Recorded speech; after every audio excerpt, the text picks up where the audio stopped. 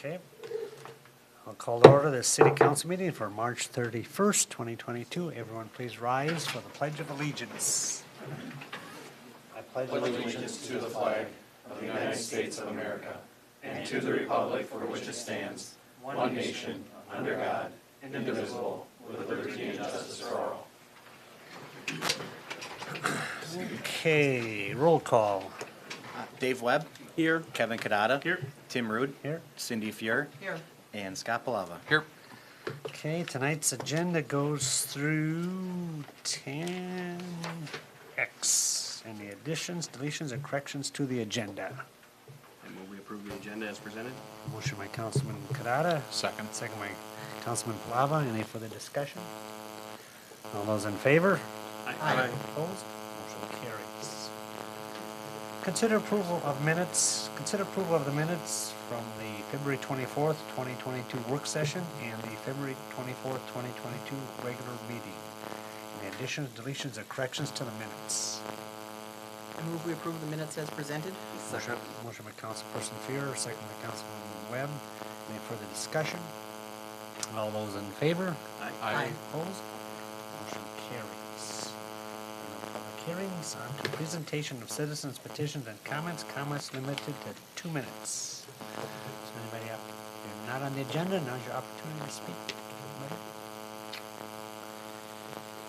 Okay, on to the consent agenda. There's a number of items tonight. The monthly bills, the treasurer's report, the board and commission minutes.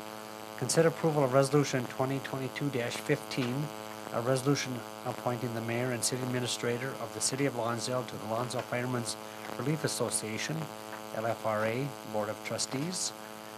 Consider approval of a request for proposals for mosquito control management services. Consider approval of resolution 2022-16, a resolution approving deferral of a special assessment in the amount of $14,000 for 309 Alabama Street Southwest pertaining to the 2022 street and utility improvement project.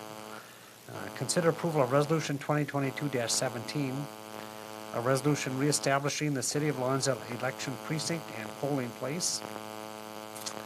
Consider approval of a Minnesota Lawful Gambling LG 220 application for exempt permit requested by the Ladies of Ducks Unlimited Girls with Guns, Chapter 329. Consider approval of an application and permit for a 1 to 4 day temporary on-sale liquor license requested by the Lonsdale Firemen's Relief Association for the annual steak fry on May 21st, 2022 and at the fire hall. And consider approval of an application and permit for a 1 to 4 day temporary on-sale liquor license requested by the Lonsdale Area Chamber of Commerce for their annual Lonsdale Street Fair Business Expo on May 17th, 2022 in Rolling Ridge Marketplace. Couple things, if anybody'd like anything pull for discussion. Otherwise, I would like maybe Joel, you could kind of discuss firstly the mosquito control management services and what the city of Lonsdale does and how we go about mosquito control. Yeah, absolutely. Thank you, Mayor, members of the council. It's that time of the year again where we need to solicit proposals for mosquito control to start our spraying season towards the end of May. We spray every Tuesday, basically from the end of May through mid-September, and then before the holidays, Memorial Day, Labor Day, 4th of July, community days as well. What we do is it's a low volume spray out of a truck, and then what we started last year, the year before, was actually putting pucks or briquettes into some of the standing water, some of the retention ponds, Heath Creek, for example, to prevent the larvae from establishing, so there's less mosquitoes that need to be treated. In theory, it makes for a more effective treatment process, and ideally, less spraying would need to be done up and down the streets. We do, like I said, every Tuesday spray our streets. It takes about 3-4 hours. We also go through the archery range, J.C. Park, Galena Park, some of our other larger parks to get the mosquitoes for fall season and just quality of life and to enjoy the amenities. As proposed, it would be a synthetic pre-thyroid-based insecticide treatments. We propose 21 treatments beginning May 17th. Like I said, through mid-December. If a treatment isn't needed, we have the option to skip one, or if we need to add it because it's, we're receiving more moisture or more rain than normal, we can plug one in. We budgeted just under $32,000 for this service, again, which is weekly, and then the briquettes in the water would be they would last for 180 days, so essentially the length of our treatment season. I think overall it's went over well. The residents appreciate it and say that it is definitely effective. So. Okay. The other thing, if you could just kind of review and clarify, is the resolution reestablishing the City of Lonsdale election precinct and polling place. Oh, absolutely. So with the census out and the redistricting established by a state panel, we need to, and we did reestablish our polling place at the last meeting. We also need to establish or reestablish our precinct boundaries. Nothing changed. We have one precinct, and it will continue. Our voting place or polling place will continue to be the IC Church Civic Center. So it's something that needs to be done once every 10 years. Okay. And I think it means there are 3 elections this year? There is. We've got a special election, I want to say May 24th, to replace Jim Hagendorn, who passed away, our Congressional District 1 rep. Then there'll be the state primary in early August, and then the general in early November as well. So. Those are the questions I had. Does anybody else have anything for the consent agenda? No. We approve the consent agenda. Motion by Councilman Kadada, Second. second by Councilman Palava. Any further discussion? All those in favor? Aye. Opposed? Motion carries. On to new business. Consider approval of request submitted by the Lonsdale Area Chamber of Commerce pertaining to Community Day 2022. Thea Kelly, LACC President. Welcome, Madam President. You want to come up to the podium and Oh, sure. I don't have anything to say. I'm just here to answer questions if you have any. okay, Joel maybe will give us a little summary first and Shh. Yeah, Yep, if you don't mind, absolutely. Shanna.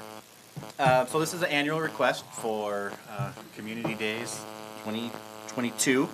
The Chamber is requesting an application and permit for a 1-day to 4-day temporary on-sale liquor license, administrative permit to allow overnight camping at the J.C. Park. The dates on those would be Friday, August 12th through Sunday, August 14th. Additional hours for police and public works, use of barricades for street closures, assistance to close Main Street, which is a county road with Rice County, delivery of picnic tables, mosquito control that we talked about. That's another added treatment that we do include in our request for proposals. Over the years, the city has paid for the bathrooms and the hand washing stations. That's budgeted expense from Lonsdale Liquor. The quote received this year was $1,565. And as I said, we have and will continue to coordinate with the chamber in Rice County and just general assistance that we can provide for community days this year. In exchange for what I just went over, the city will be listed as a platinum sponsorer. The fiscal impact would be any wages, staff time spent on coordinating, getting supplies there, and then obviously the cost of the bathrooms and the hand washing stations, again, which is paid out of Lonsdale Liquor. And the alternatives would be to not approve all or some of the requests as submitted. okay. Anything to add?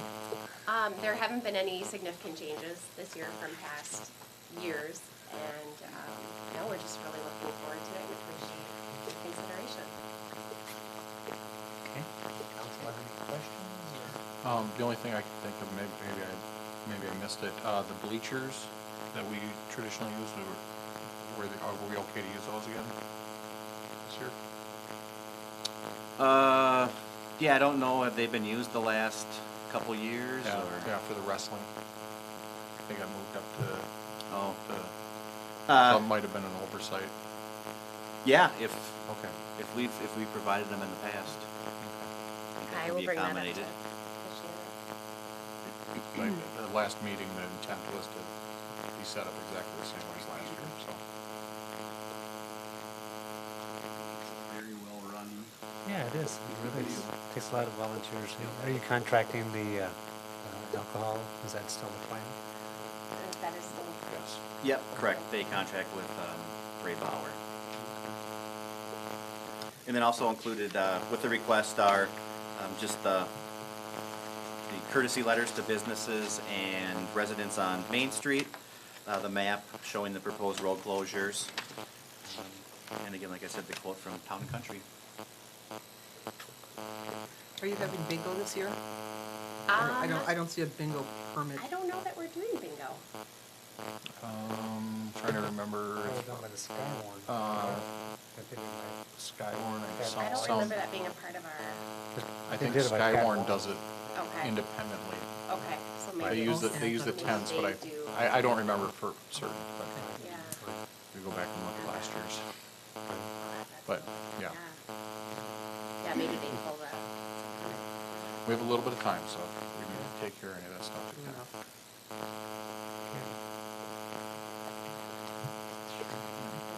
I move we approve the request submitted by the Lonsdale Area Chamber for pertaining to Community Day. Motion by Councilperson Fear, Second. second by Councilman Webb. Any further discussions? All those in favor? Aye. Opposed? Motion carries. Well, thank you for all your volunteerism. I know it Thank you. takes Thank takes you. a lot of work. Yours. Do we have the background noise? Do you know what that is, or? It wasn't at 7 this morning when I was testing this, so it just popped up. Does the video appear to be working okay? So- Yeah. Okay. Mosquito control in here, sounds Consider approval of application for payment number 12 in the amount of $273,242.80 to key contractors for the police facility. Melissa Stein of Wold, welcome. Hi, Mayor, council members. Good to see all of you again. So since the last time I was here, just want to give you guys a quick update. Painting is nearly finished. All of the kind of interior walls are all up, framed, taped. Like I said, painting's almost done. The tile in the bathrooms and kind of in the front entry is complete. All of the curtain walls, so all of our windows essentially have been installed now, including like the exterior doors on those, so like the whole front entry is complete for the most part, if you will. We will be in the next couple weeks here. The grid for like the ceiling is in, so they'll start padding that out. We've already done our like reviews or inspections from our mechanical and our electrical for above ceiling. There was a few issues, but we got them taken care of really quickly. They will start then installing kind of the flooring hardware and kind of just finish with some of the rest of the detailed finish pieces here. I assume we're still on budget, right? Yep. The big thing? That's Yep. all good? You still have your weekly meeting, business budget? We do. That's all- Yep. All good. So we're still kind of targeting a July 1st, final completion? That's Ye- right. Yep. So it'll be a June 2nd or 3rd. I can't quite remember the exact date for a building interior completion. So then we can start doing our furniture. We have some AV technology, mounting the TVs and stuff like that. That will all come in after construction's done. And then our site work again, now that it's kind of getting warmer, we can start gauging when that's going to be and where does that fit into the overall time and if we can shift that closer to that June timeframe or not. And then yes, we have kind of a final building site completion beginning of July. I can't quite remember that date either. And that's kind of what we were targeting for an owner occupancy as well. Okay. So- So when the June 1st, 2nd, is that what you called the substantial completion? Correct. Okay. Yep, so we, in the last time we were here, we created 2 substantial completions, one for the building and then one for the site work, And again, site work's gauged on, you know, what happens right now in the springtime and the weather that's occurring. And I guess, I think I brought this up in the last meeting, but when the time comes, I think we want a really a big community open house. I mean, it's such an important amenity for our city that, you know, we'll take that set up. But anyway, back to anything on the pay request, any concerns or questions?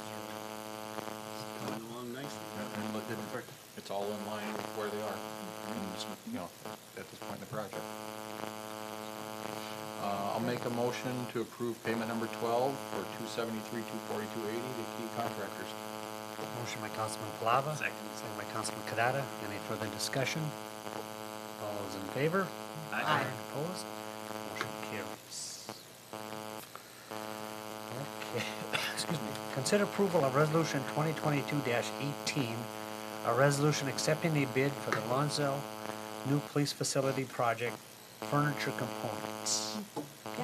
So every time we do kind of a project, the furniture is kind of a separate package, if you will, very similar to how we did the AV. So we solicited out essentially 7 quotes because it was a small enough package, we could quote them out. We received 5 bids. The low bid was kind of, or quote, excuse me, was under what we had originally like allocated for furniture, quite a lot under, which is a great thing. You know, we worked with the chief on that, making sure that all the spaces were functional, that the furniture would work, that they're kind of modernized and will work with kind of how their staff works today and into the future. So sit-to-stand desks, thinking through ergonomics, that sort of thing. And making sure that it works with kind of the look of the building as well.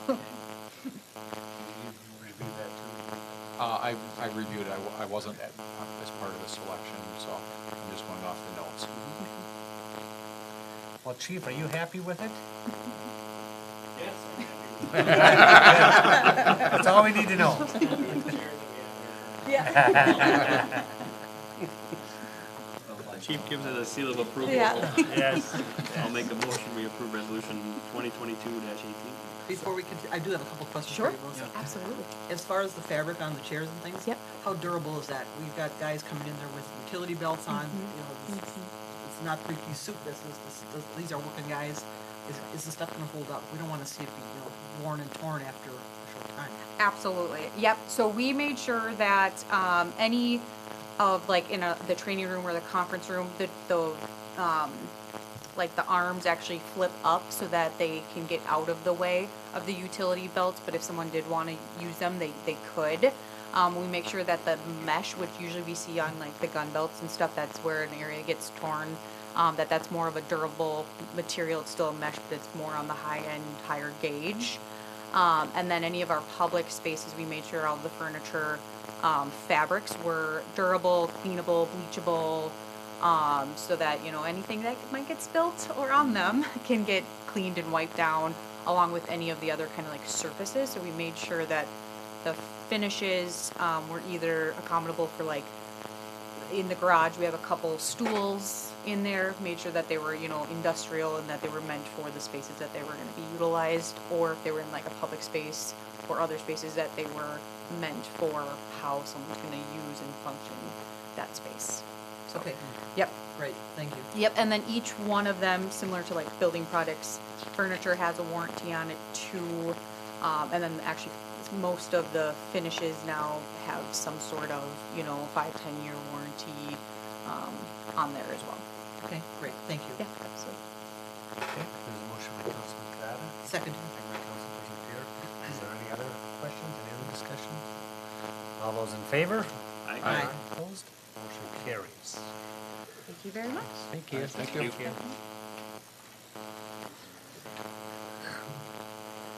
Consider approval of a quote submitted by Guardian Fleet Safety in the amount of $35,949.80 for a 2022 Ford Interceptor. Jason Schmitz, Chief of Police. Welcome, sir. Thank you, Mayor, members of the council. Just briefly summarize, but back on February 4th, 2022, one of our officers was involved in a pursuit with a suspicious vehicle. Registered owner was revoked. During the pursuit, the road conditions changed. went onto gravel, got icy, and basically lost control and ended up totaling the vehicle. The officer was not injured, thank God, but the vehicle was a total loss. And I know later, Fairville did end up finding the vehicle. Another short pursuit ensued where they did end up getting him stopped, apprehended. And I think he had, or he did have a felony, Department of Correction felony warrant, and was also charged with fleeing in a motor vehicle and found possession of ammunition and open container. And later learned that too, he's a suspect in several other serious crimes. So he will be going back to prison, but it's unfortunate that this had to happen. But the insurance company valued the squad car at $17,560 and estimated the damages at $16,448. Based on the amount of the repair of the vehicle, the insurance company decided to total the vehicle. The insurance company is going to cover the cost or equivalent to a new automobile or 200% of the total vehicle value at $17,560 for a total of $35,120 to replace the squad. The insurance company will also cover the cost of any damaged equipment, the removal, installation of equipment, all towing costs, and any equipment that would not transfer or fit. The damaged equipment was concentrated to the grill area of the vehicle, which included several LED lights and a siren. The plan is to transfer that equipment to the new squad except for the damaged equipment or the equipment that won't fit. And then I included the quote from Guardian Fleet Safety. Is there any questions or? Just be similar in color to what we have. It's gonna be black. That's all I think they have black and white. So. I'll make a motion to approve the quote to Guardian Fleet Safety for $35,949.80. Motion by Councilman Palava, Second? second by Councilperson Fear. Any further discussion? All those in favor? Aye. Opposed? Motion carries. Thank you. Consider approval of a quote submitted by Guardian Fleet Safety in the amount of $37,300 for a 2022 Dodge Durango. Mr. Chief. Thank you, Mayor, members of the council. Well, back in December of 2021, I was approved to purchase a new squad to replace our 2013 Ford Taurus. The order was placed for a 2022 Dodge Durango from Dodge of Burnsville for $34,766. On February 28th, that order was canceled due to the following statement, which is attached from Dodge, basically lack of semiconductor microchips and other parts.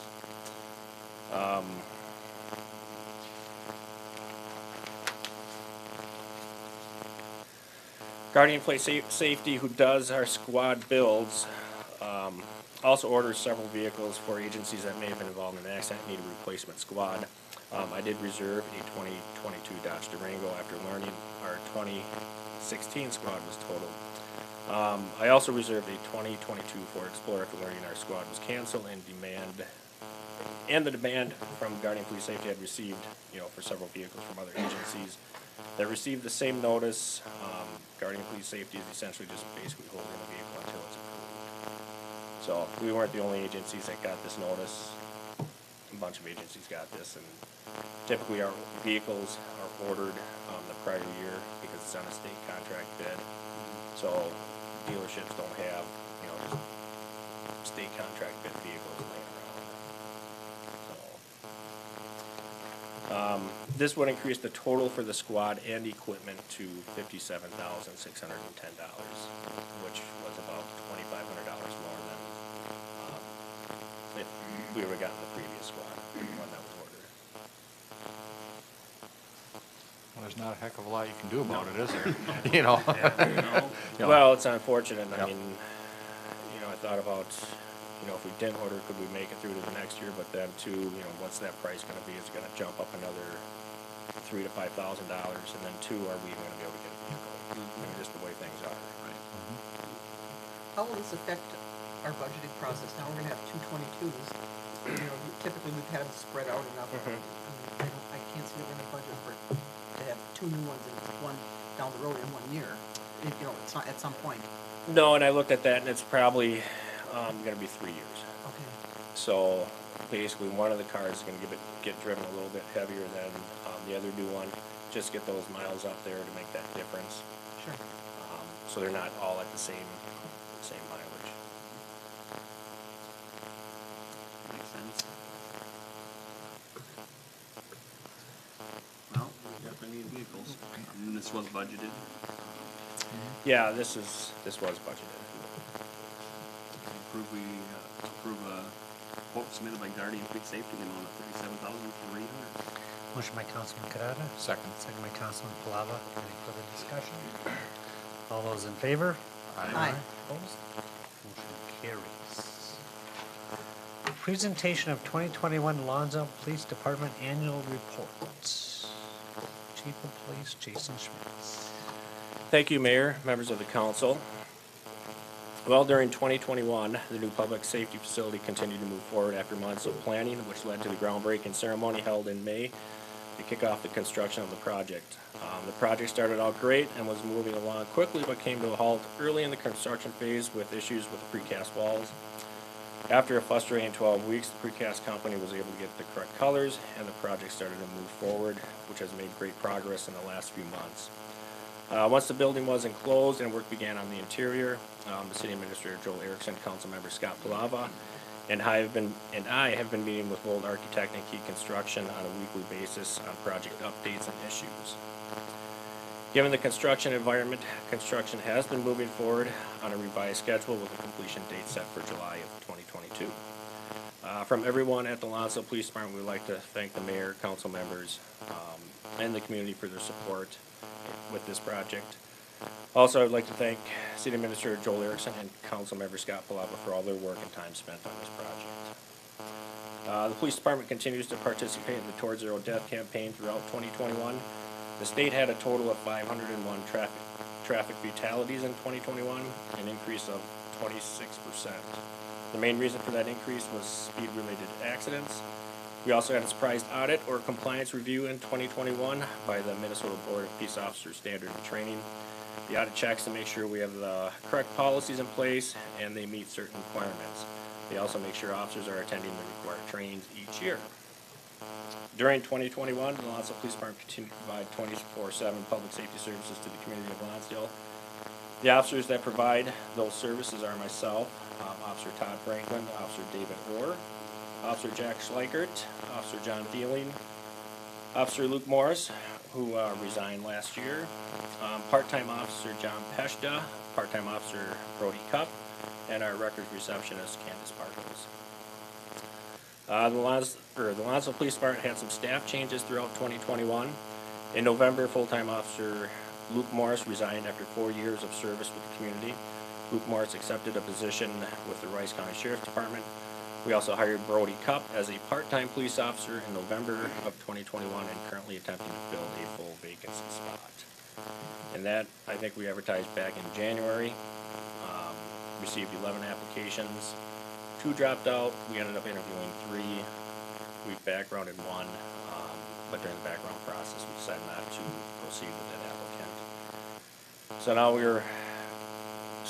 we advertised again, and which closes tomorrow, and I think we've gotten a total of 5 applicants. So, in my 20 years, I've never experienced anything with this low of applicants. Usually, we're getting 30 to 60 applications, and now we're 5 to 10. And that's just not us. This is basically statewide.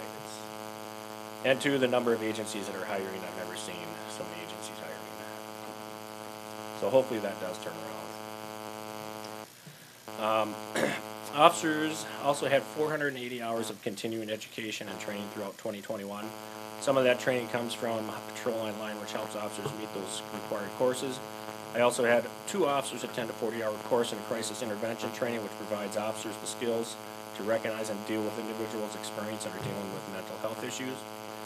Every officer except for 1 has attended that training. We are in our 3rd year as a pharmaceutical disposal site, or the Take It to the Box.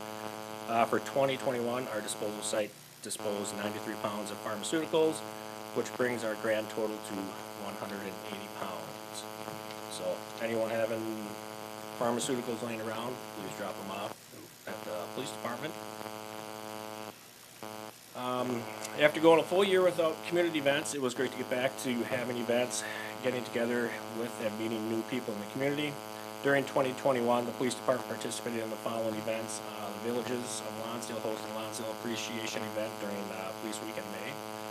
Night to Unite, Community Days, Knights of Columbus have a Law Enforcement Appreciation event, Frosty Fest, and then Cub Scout tours.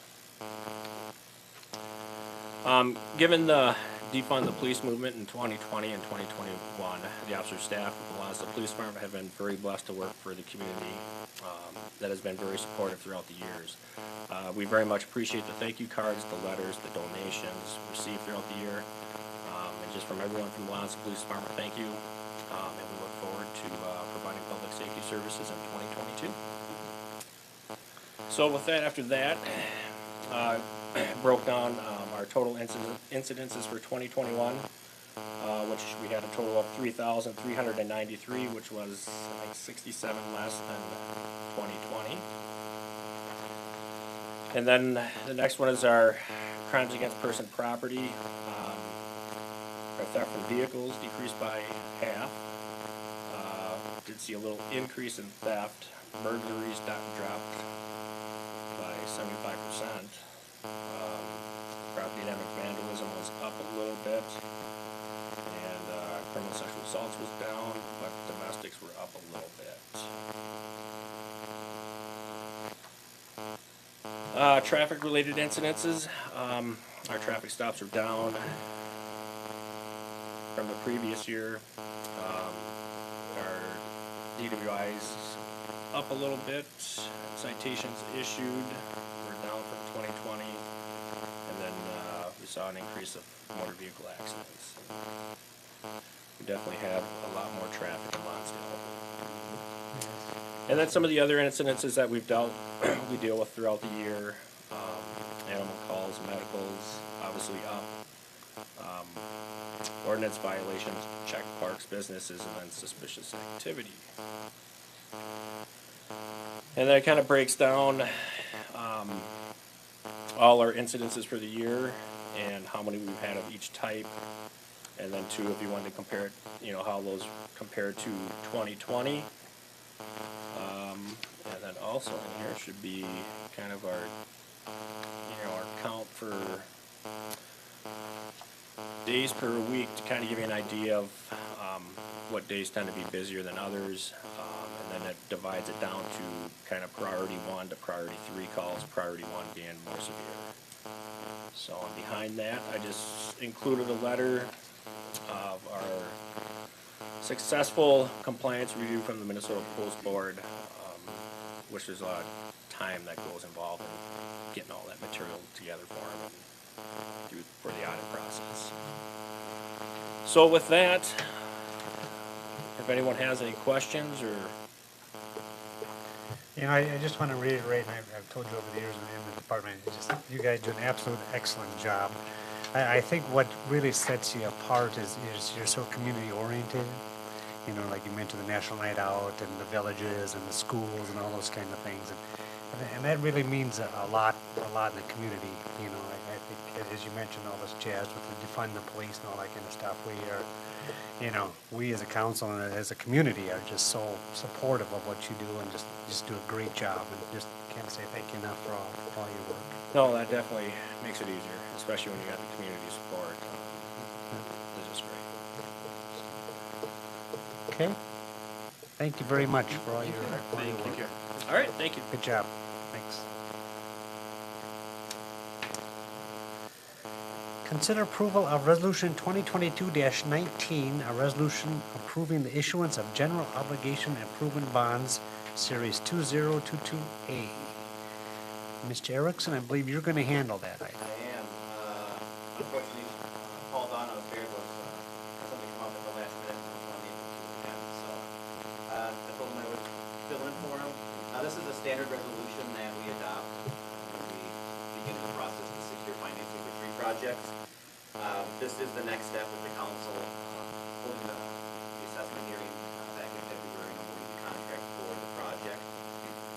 By approving the proposed resolution, the council is declaring it necessary to sell and issue GO bonds not to exceed 1.7 million, selling the bonds through direct negotiation with Baird or using them as a placement agent, authorizing the mayor and the city administrator to approve the sale of the bonds and execute the necessary documents as long as the true interest cost does not exceed 3%.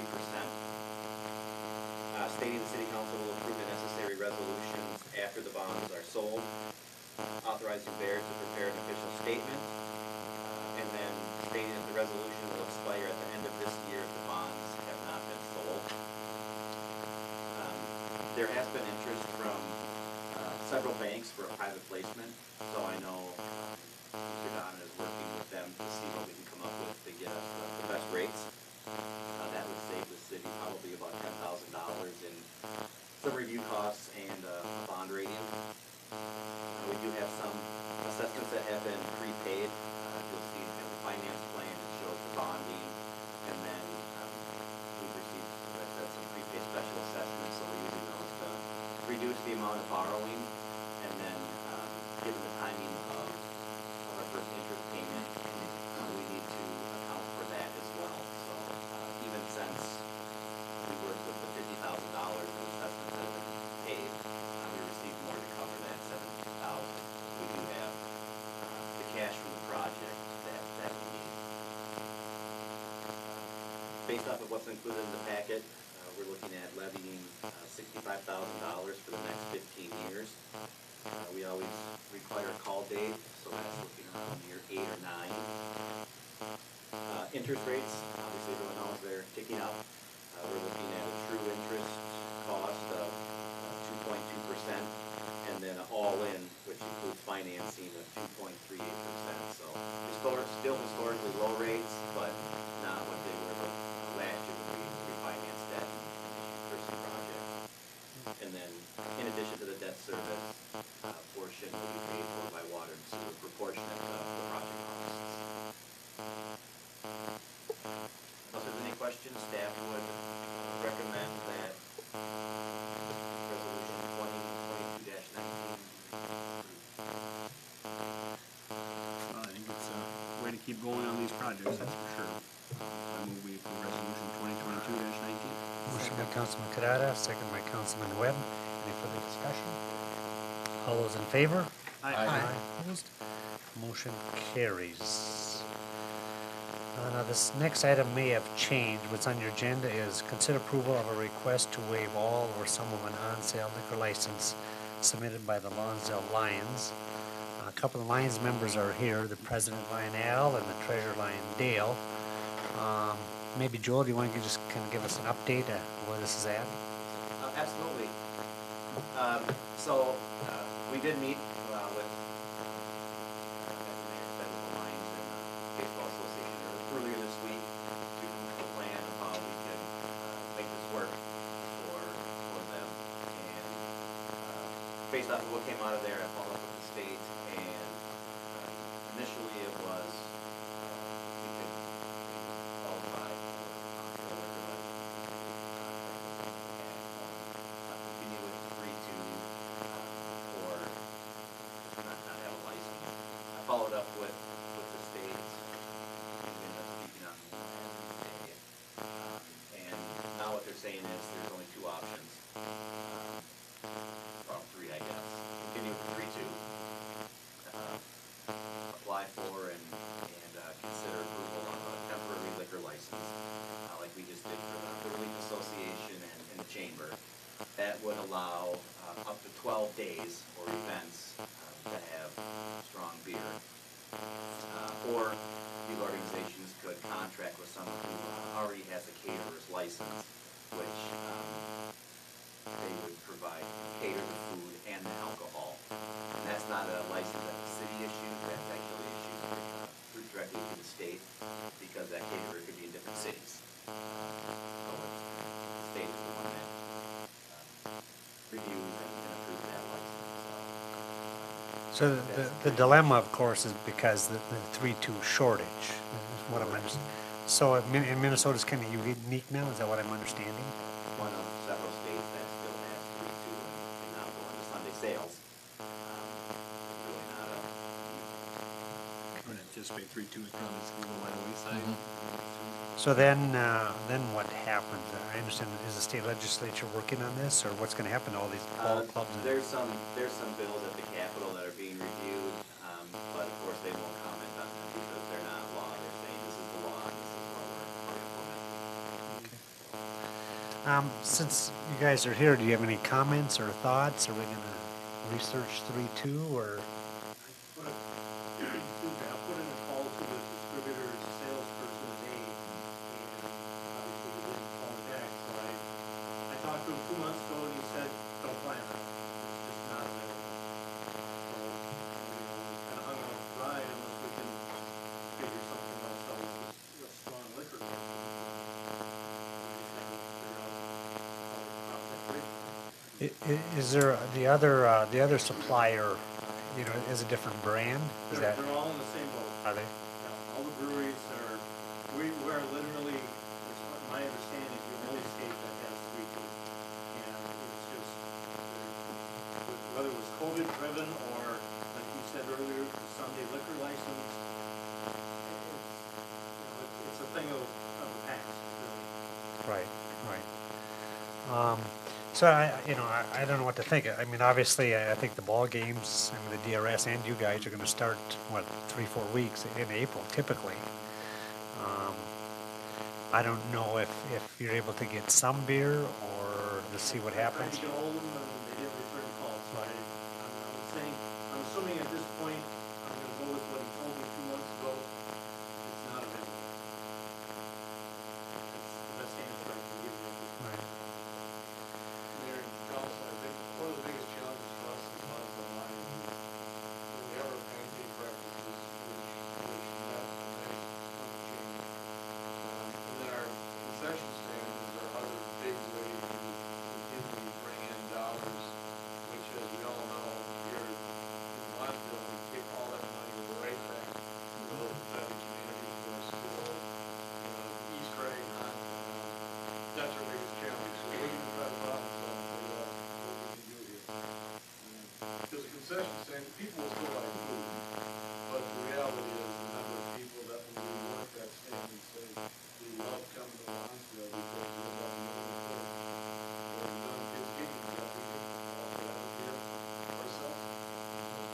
Right, and just for the rest of the council, we had a joint meeting along with the Lonsdale DRS representatives to try and get this all figured out, and it's gonna be an ongoing problem, not for just us, of course, but all the, the small town baseball, Lions clubs, elk clubs, all, everybody, that's gonna be kind of a dilemma. I guess, we'll certainly do what we can to assist and research and anything to help. We do meet again in 2 weeks, I think it's April 14th, I think is the date. So if there is some council action that needs to be done then, we're certainly glad to help as much as Hopefully have possible. some little more info from the suppliers, Right. and it gives us more of a direction of where we're gonna go. Joel, the question I have, so that temporary, that up to 12 days or whatever, can that only be issued once? Or could, Nope, it has to be applied for each event. oh, okay, I see. So that's why they can track the 12. And it's 12 in a calendar year, Correct. so you couldn't do That was my multiple point. 12s Right. to carry them a season. That is correct. Okay. So it'd actually be three applications, right, 1 to 4 days. Right, okay. Okay. So if there's uncertainty, I guess, you have to have something going forward and a recommendation or something, that may be the route to go. Right. And prioritize the 12 days that they want.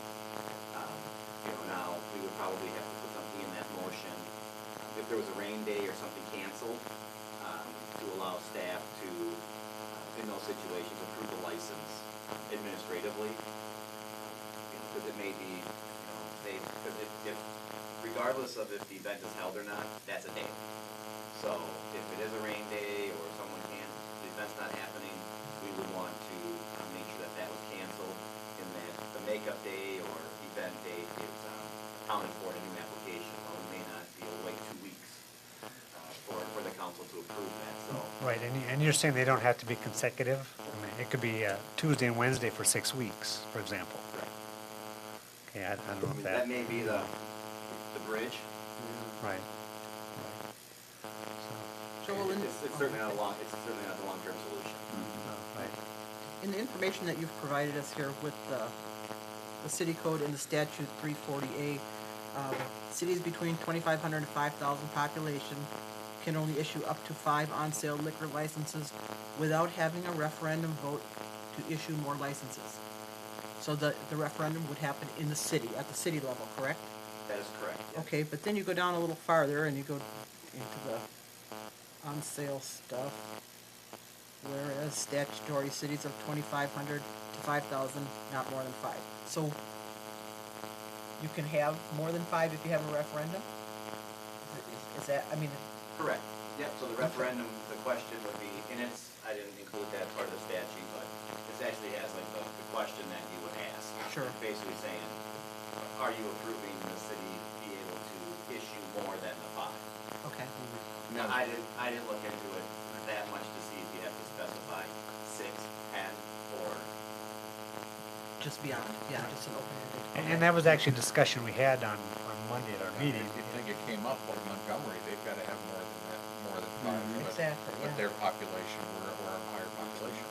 Yeah, so how does it work? Yeah. And that population number, that just goes off the most recent census. I mean, I'm assuming we're probably over by now, or close. Right, now The that's, most recent was like 4,800. Right. we were over 46, 86. Probably still And under. that was 2020. Right. So we are 22, probably Close. a couple hundred each year. yeah. Couple new residents. Well, what was that last census they gave us a report on? It wasn't the official one, but here, Elko, I think they got their numbers, that they were slightly ahead of us. They came out in November or something. Yeah, that was the census number. But that was the 2020? Correct. We just got them, Okay. So we'll leave this as a work in progress, and, if somebody comes up with something, if you do talk to your vendor, whoever, your wholesaler, just let us know, I suppose. But we'll see what happens. Thank you for attending, both you guys. All right, presentation to Dale for acknowledging his years of service / retirement as lead water wastewater operator. Dale, you've done a great job. You really have.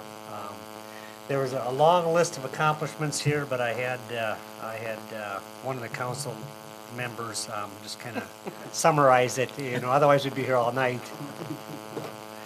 But in the 18 years, you basically learned everything on the job training, and you bettered yourself all the way along. You've earned some awards for being in compliance with the wastewater, which of course is a team effort, but you are the wastewater operator. You completed the course study for a D license, and then you had to wait 3 years to take the C license. And you had to wait another 7 years to take the B license, which is the current license required for our plant. And the B license is quite an accomplishment. I think while we advertised to replace your position, I think there was only one candidate that even had a B license. So it's you've done a good job, and we got to give you a lot of credit for all your efforts in our plant and the wastewater plant. As some of us realize what a big deal it is, but back in 2001 when we started this whole vision, I mean basically we were out of buildable lots because we had no sewer permits.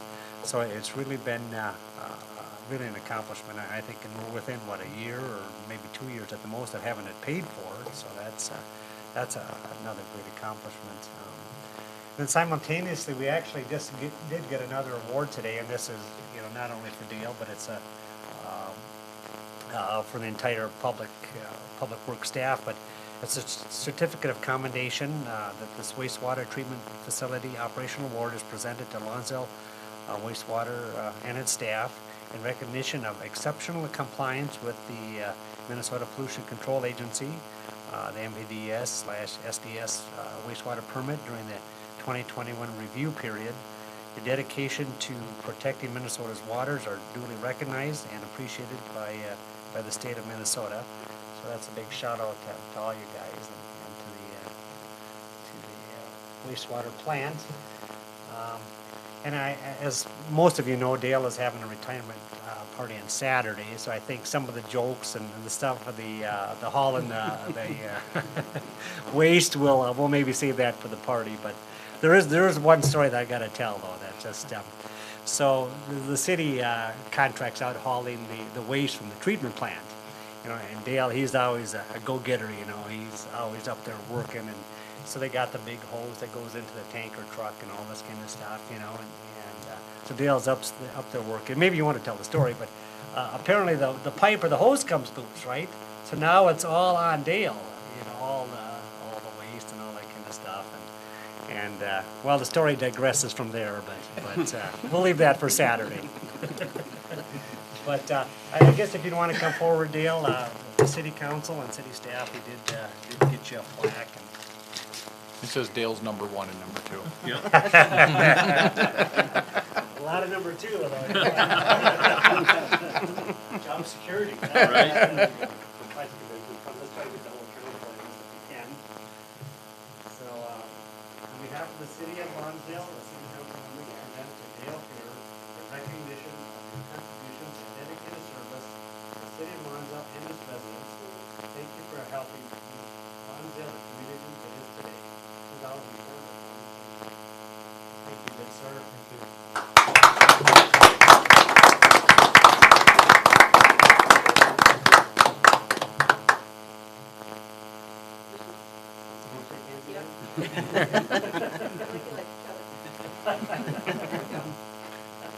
Not too bad for a country boy, huh? Right. Not at all. Thank you, Dale. Thank you. Thank you.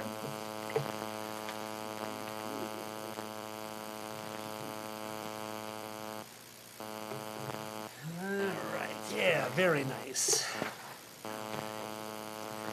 Consider approval of Resolution 2022-20, a resolution approving the Lonsdale Business Park 3rd Edition preliminary and final plat.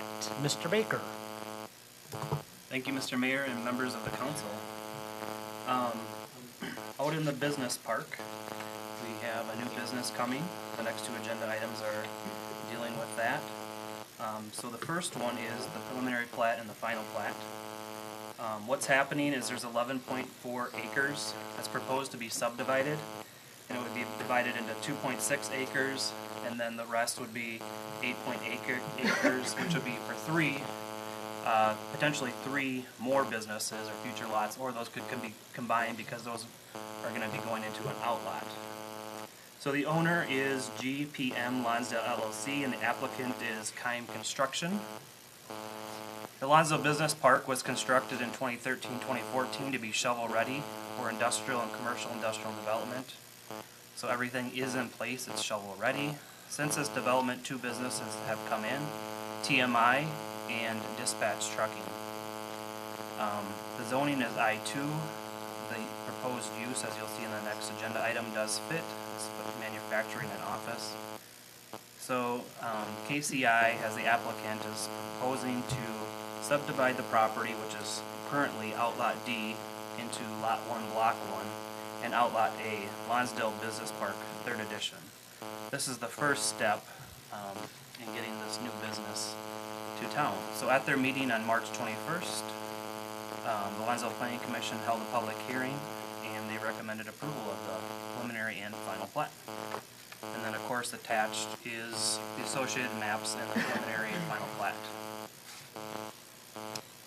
So I'd be happy to answer any questions.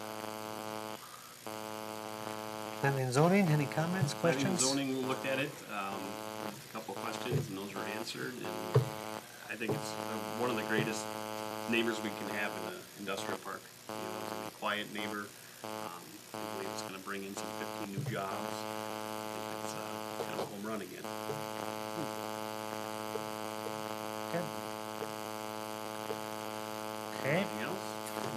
No, I would move and approve. okay, motion by Councilman Kadada, Second. second by Councilman Palava. Any further discussion? All those in favor? Aye. Opposed? Motion carries. consider approval of resolution 2022-21, a resolution approving a site plan for a new 17,000 square foot building to be located at 1711 Commerce Street Southeast. Mr. Baker. Thank you, Mr. Mayor and members of the council. Now that the lot has been approved and that outlot has been subdivided, it's time to review the site plan. So kind of the similar staff report. On the second page, it does go through in very detail the breakout of the interior of the building, the exterior, the landscaping, the pavement, and then it also goes into the parking that's required, existing conditions. Again, the zoning is I2. So what the applicant is doing here is looking for approval of a site plan which shows a 17,050 square foot manufacturing office building. And like Councilman Kadada said, a creation of 15 new jobs in town to help diversify the tax base. So that now that the preliminary and final plat are approved, the site plan should be approved as well. And the applicant, I know, is already starting on their building permit. So they hope to get going this spring. I just want to note that in our comprehensive plan, it does state to the effect increasing and diversifying Lonsdale's tax base, creating new jobs, and allowing new businesses in town to become operational in less than a year. So this particular business and land use permit does hit on all those things. So it's a good thing. And then attached are quite a few maps. Again, we have a plat, but then the site plan showing the new building. This is going to be tucked kind of as close as you can to Dollar General and where 16th and Connecticut meet. There's kind of a berm there with trees and the trail. And then as you can see, there could be a future addition of exactly the same square footage to the south, so they're going to grade that appropriately, size the parking lot to accommodate that. And then there is colored elevations at the very end to kind of show you really what it's going to look like once it's built. So it's a nice size building to go on that corner, and then they'll also be able to kind of have 150 feet to reach back towards that southwest future lot. That'll be where our future water tower is as well. So. With that, the Planning Commission did review that at their last meeting and did recommend approval. One of the things that was brought up was the tree plantings. They were shown to have, I think 13 autumn blaze maple, and it was brought up after Public Works to have those diversified a little bit, just in case we have a disease run through. So I think we're working with that, otherwise the rest is satisfactory.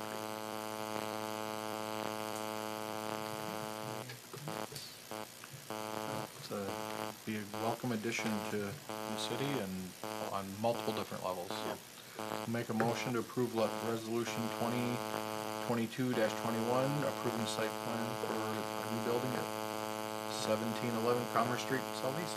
Second. Motion by Councilman Calava, second by Councilman Webb. Any further discussion? All those in favor? Aye. Opposed? Motion carries. Since the owner's rep is here, maybe I think Councilman Kadada touched on what a great addition this is to Lonsdale, the whole development of the business park, and I know Mr. Gary Tuppy's done a lot of work on promoting our city and networking, business owners to our community. I guess if maybe Gary, you want to come on up and just tell us a little bit about the business and the plans, and I think you obviously you have some other bigger plans for the adjacent lots. Evening, Mr. Mayor and Council. The building that you just approved is, like you said, 17,000 square foot. Pete Johnson, I think Pete's been to City Hall and maybe met with staff with Marty Kime. They're, like Kevin had said, it's a great fit. All of the industrial work that they do is primarily inside the building, so it's a perfect neighbor to butt up to the residential and then build back out to the east. 15 new jobs to start with. Pete, the owner of the company, is telling me that could easily grow 20 plus. They're looking to grow and expand with the new facility. They're moving out of the downtown Minneapolis. They were part of the George Floyd stimulus buyout program, which opened the door for them to come our way. And welcome them with open arms. We currently have 2 more small businesses that we're pricing and drawing plans for to kind of fill some of the outlot. And it is our intention also to proceed with what we presented to you guys a few months back with the incubator buildings. And we've had several small businesses, startup businesses, call and inquire.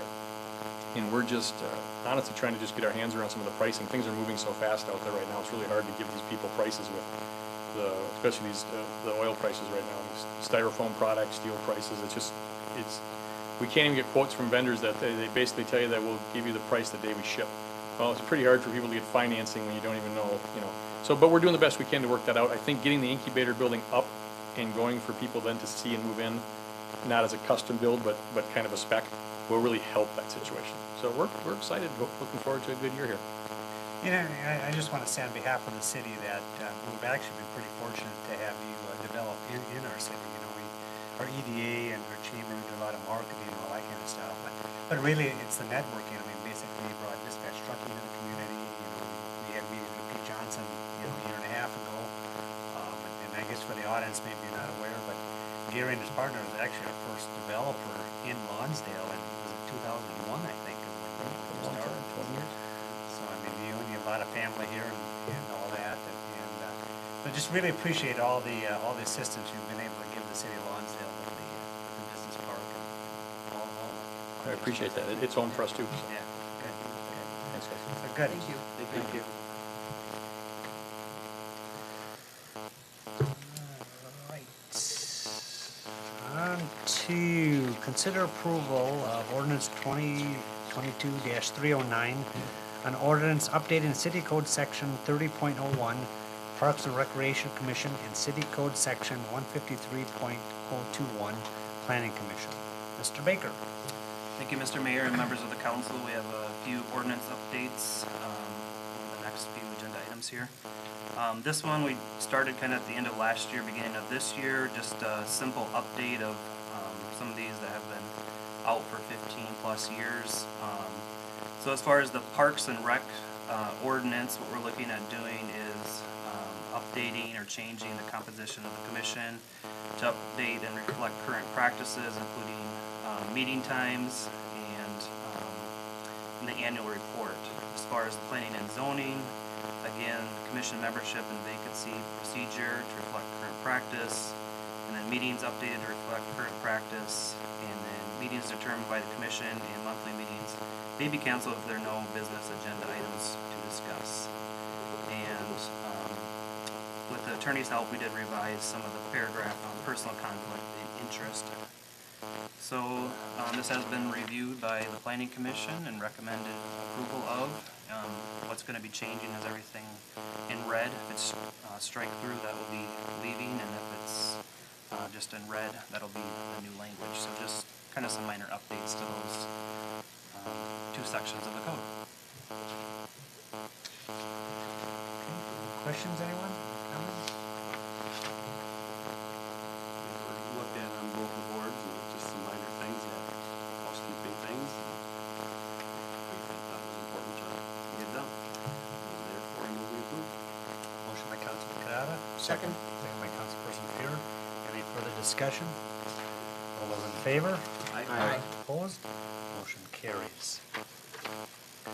Consider approval of ordinance 2022-310, an ordinance amending City Code Section 153.078, off-street parking, loading and access, and curb cuts. Mr. Baker.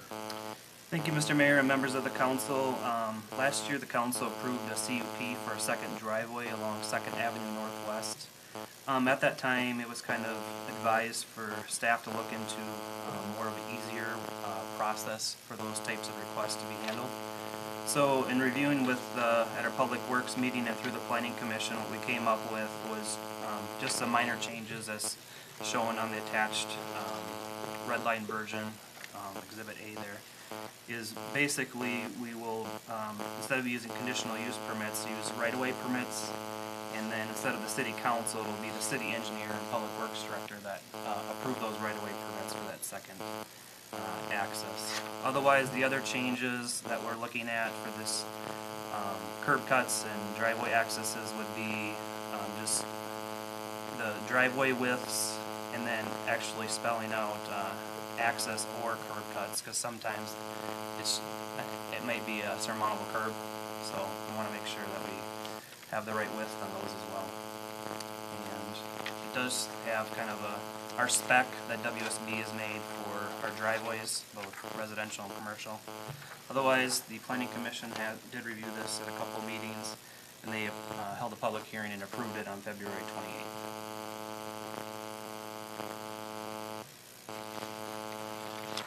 We had thought it would make more sense to administratively take care of this rather than come to the board for all of these. That was really the only thing that we had talked about. Everybody was in favor for it. So in the event that it's not able to work through administratively, then it would come to us, okay, all right. But there really would be no reason, I mean, pretty Right. straightforward. Exactly. Exactly. Is there, pardon me? Well, yeah, there would not be it's either approved at the staff level or it's not. There is no conditional use permit process. Or any kind of appeal. Correct.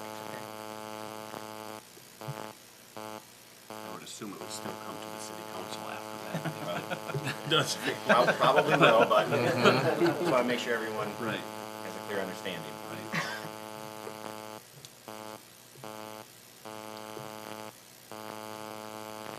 Okay. So okay with it? Planning and zoning was all in favor for it. It's not, Good plan to have in place. And will we approve ordinance 2022-310? Motion by Councilman Kadada, Second. second by Councilperson Fuhr. Any further discussion? All those in favor? Aye. Opposed? Motion carries. Consider approval of ordinance 2022-311, an ordinance amending city code title 11, Roman numerals nowadays, huh? That's what we're doing? Business regulations by adding chapter 116 mobile food units, food trucks. Mr. Baker. Thank you, Mr. Mayor and members of the council. I think back after our last year of having food trucks at the J.C. Park, the council directed the staff to come up with an ordinance and regulate the food trucks that are coming to town. So in that, food trucks have been gaining popularity over the recent years because they offer a variety of food options, provide high quality service at low cost, and are convenient. And we have been receiving more inquiries about these over the last few years. So in 2020, during COVID, a local resident organized the food trucks at J.C. Park. City staff did allow for these since we didn't have anything currently in our ordinance. So that basically what they did was they paid the $30 and then organized the food trucks, and then 2021 the Lions took that over. In the past, the local churches and businesses and private sectors have had them, and that's fine. They can continue to have them on their property. We did draft an ordinance that's been reviewed over the past couple meetings, and what that includes is purpose and intent, definition, license requirements, which does include insurance, and then performance standards. So this ordinance is, like many ordinances that have come into place over the last 5 years, was modeled after a nearby city, reviewed by the city attorney, police chief and city administrator, and then the planning commission. So this is what we came up with for regulating food trucks in town. We will have them only at specific parks, be allowed at specific parks throughout the year. They get 21 days. It doesn't have to be consecutive. The application form will be good for all year. And I know, we're still working with our attorney on the application form, but Kevin had asked about the hold harmless language that will be on the application once we get that rolled out. So, Is that a calendar year, or is it like a July to June? it would be January 1st to December 31st. So with that, yeah, the planning commission did hold a public hearing. and did recommend approval of this. I know from the Lions, because they did use this as a fundraiser in the past, you know, they've been asking for no fee to, but that is not part of this ordinance. That would be when we review the fee schedule at a future date, so that is not part of this particular ordinance at this time. I don't recall seeing it in here, maybe I missed it, because in here, it's one of the things that says, under nuisance, mobile food units shall not have any outside sound amplifying equipment, which made me think of like, ice cream or whatever. If are they subject to the same rule? We went gray back and area. forth with ice cream shops. Because they're not necessarily going to the parks, they're just driving the Right. streets. Yeah, our attorney told us to take them out of this, and they should be held to the same standards, but it will really truly be up to enforcement from the police department to figure that out. They wouldn't fall under a peddler's license? It would be under the same food trucks, but Can you imagine stopping an ice cream truck, all these little children there, and jingle bells, You just whatever. think Santa, you know? Kick their cone right out of their hand.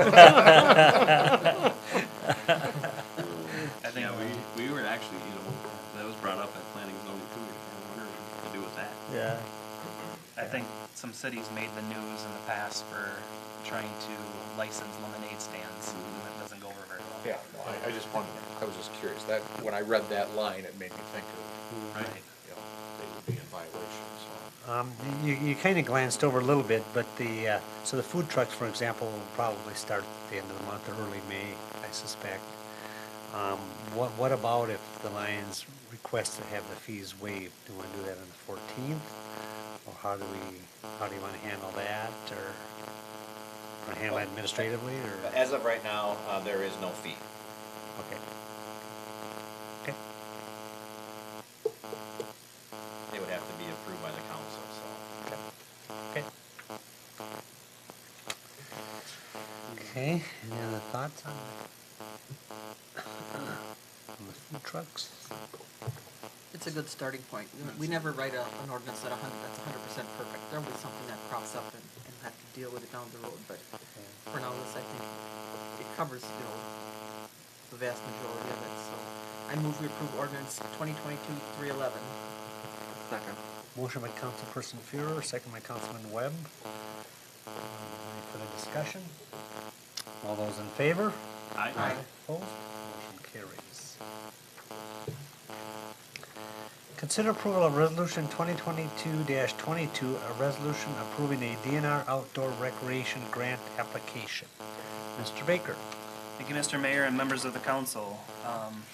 Previously awarded DNR outdoor rec grants. Back in 2015, the city was awarded $25,000. And this was for the Hidden Willow Pond Pier and Boardwalk project. And then just a couple years ago in 2019, the city was awarded $250,000 for the Trichka Park Phase 2 ice rink, warming house, restrooms, and park shelter project. In 2022, so actually they're due today, but we would like to apply for a $300,000 grant similar to the ones in the past. And this would be to complete the Trichka Park project. The park board did look at multiple projects and thought that this would be the project to do to finish up what we just have been doing over the last 5 years. So if you remember back, phase 1 was the soccer fields, the east side parking lot, and the Main Street South Trail. Phase 2 was the ice rink, warming house, park shelter, and the west side parking lot. And then phase 3 would be play equipment, a little splash pad, pathway, shade structures, and park benches. So you can see on the map, it would be kind of tucked on that northern end of the property, and close to Harmony Meadows, or second edition there. At their meeting on February 28th, the park board did review this, and they wanted staff to apply for this grant. And it is hard for the park board projects are always so high priced that when things like this come along, it's always worth trying to get them.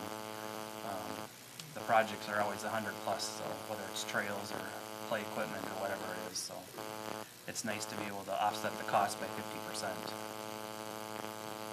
But we need to get that because the splash pad will fix the entire, Right. Exactly. the face of Lonsdale will change. I was just gonna bring up, it's a splash pad. Yeah, Not it's a a- water park by any means. You know, this is just a stepping stone. It's, you know, We'll very, have to- very I know, small. I We'll just, have to have, was it Shelley Nerum? She'll Yeah, have to, she she'll have to was- come she for was a the splash ribbon pad. cutting, Yeah, yes, yeah. yes, yes. You know, but I do agree with you that, I mean, we have the park board that go through the, research and lay out a vision. I think we should do everything we can to kind of promote what they're trying to accomplish there, so, yeah, that'd be really good. Well, we talked more than again at the park board, and the splash pad was definitely brought up. And again, this will not be a full-blown water park by any means, but it would be a water feature that Sure. could be a stepping stone. Absolutely, absolutely. If there's no other comments, I would move to approve resolution 2022-20. Motion by Councilman Kadada, second. second by Councilman Palava. Any further discussion? All those in favor? Aye. Opposed? Aye. Consider approval of resolution 2022-23, a resolution approving a DNR local trails grant application. Mr. Baker. Similar to the previous agenda item, we had $149,463.52 trails grant that we were awarded back in 2013 called the Linking Lonsdale Project. This was actually tied in with, I think it was $80,000 of boardwalk that Randy Stangler and the Generation Building Center put in to go around the back of that parking lot and then connect. If you remember, it kind of came up between the west side of the lumberyard and that house there, and just dead ended. So this was a way to actually make a connection past the liquor store. So these grants are great to make connections in the community. So the park board did look at, we have a trails plan. They looked at multiple potential candidates for the grant. And the one that's been talked about the most and the one that they decided on was basically going from the lumberyard up to the clinic, set back off of Highway 19, but still within the right-of-way. And then I know it's been talked about in the past with the Lonsdale Telephone Company and the Simons have talked about potentially doing a private park that gets dedicated to the city in the future that could tie into that whole project with some spur trails and getting up to the future city campus. So this grant is another DNR grant, and it's for 0.4 miles, and you can see on the attached map where that would go. And what it would do is alleviate some of the kids and people that are walking on the gravel shoulder when cars are going 60 miles an hour. I think there is somewhat of a link if you go all the way down to the south and come back up, but people usually like to travel kind of like the bird flies, you know, from point A to point B. And if you're getting a recreational or exercise route, yes, you can maybe go to the south, but if you're trying to get up to Dollar General or somewhere up in that area, they do just take Highway 19.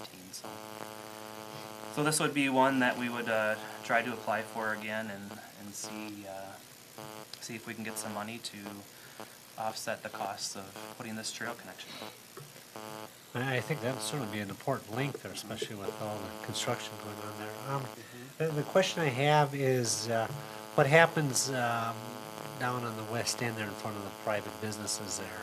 How does that finesse through there? It would be right in front of the, like in front of the two auto repair shops. Yeah.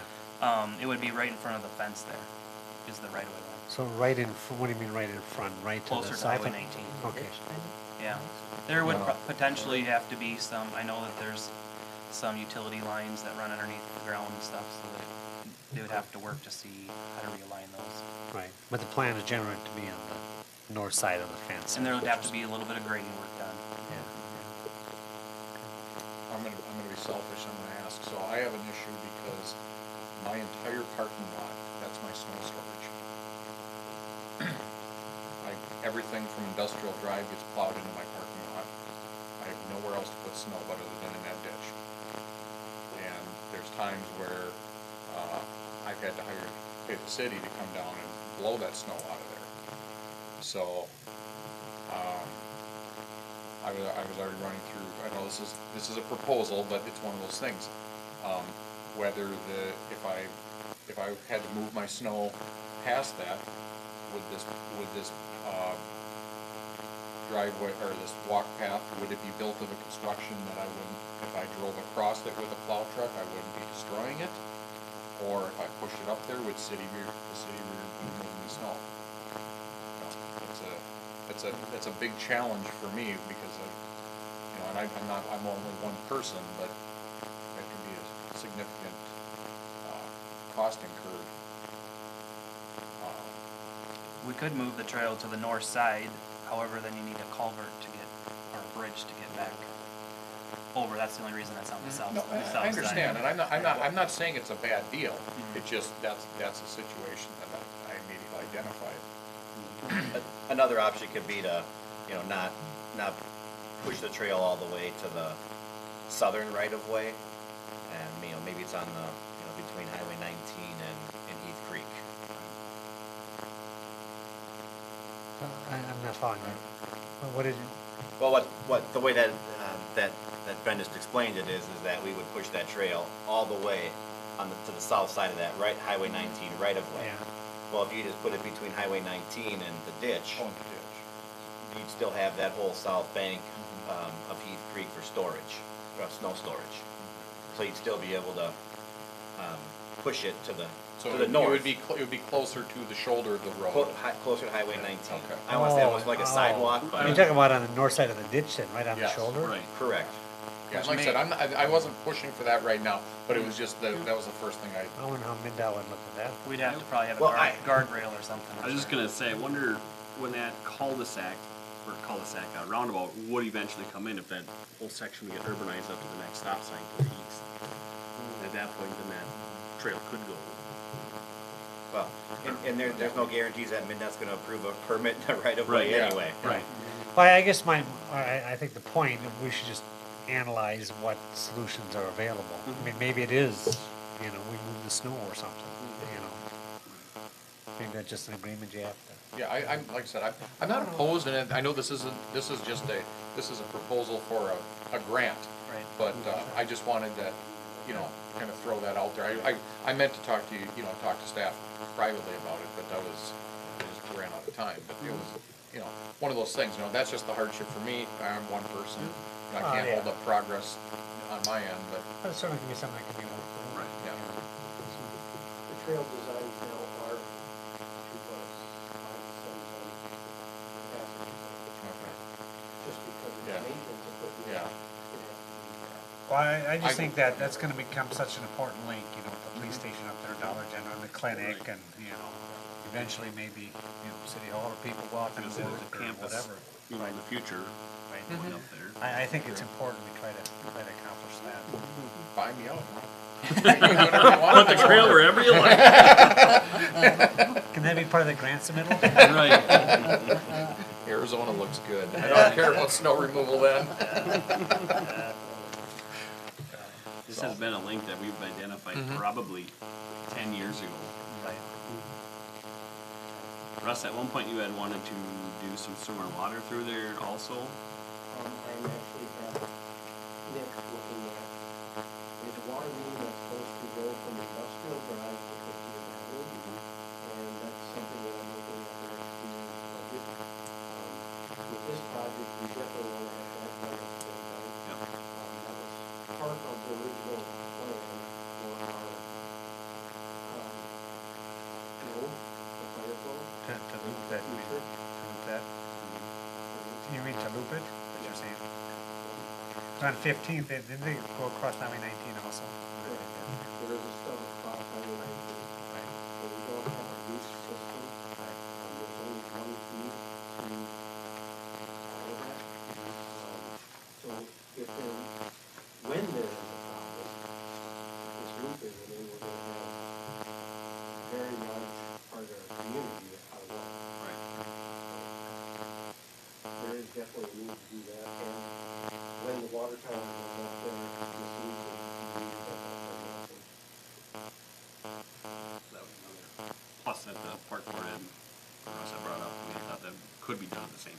possibly. Okay, It's not set in stone, it's just an application for some money if we can get it or not.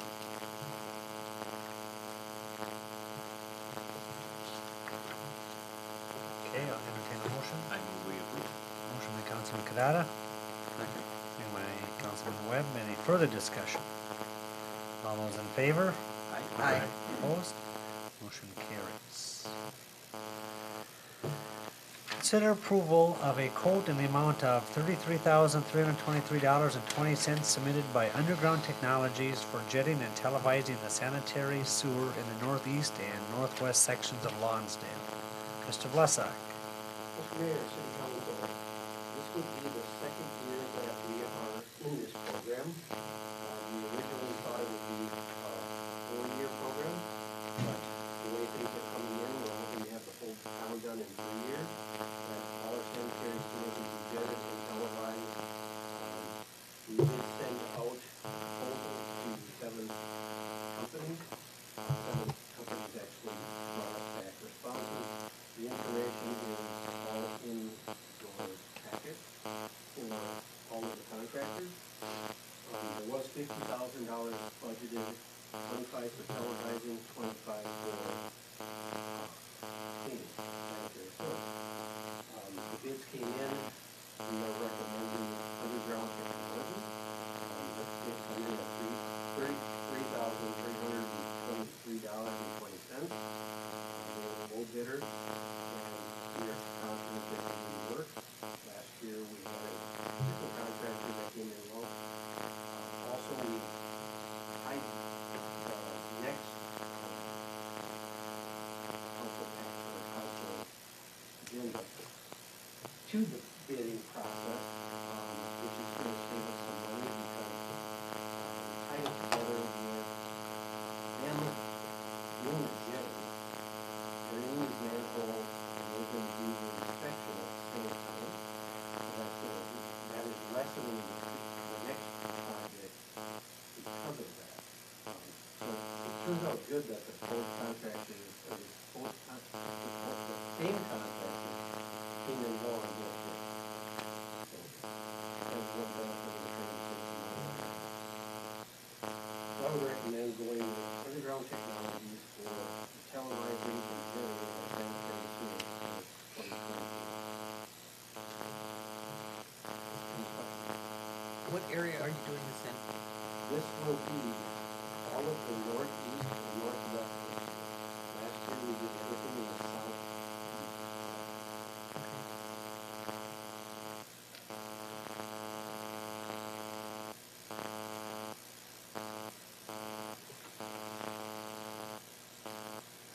And the reason you're thinking it's just, could become a 3-year, is it just the cost, or it's just moving more efficiently, or?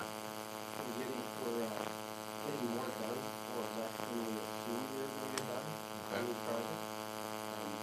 As of this year, even, the budget is $50,000, this chunk that we checked out for this year, as you see the map, and further down here, what we do, we're getting pretty decent prices.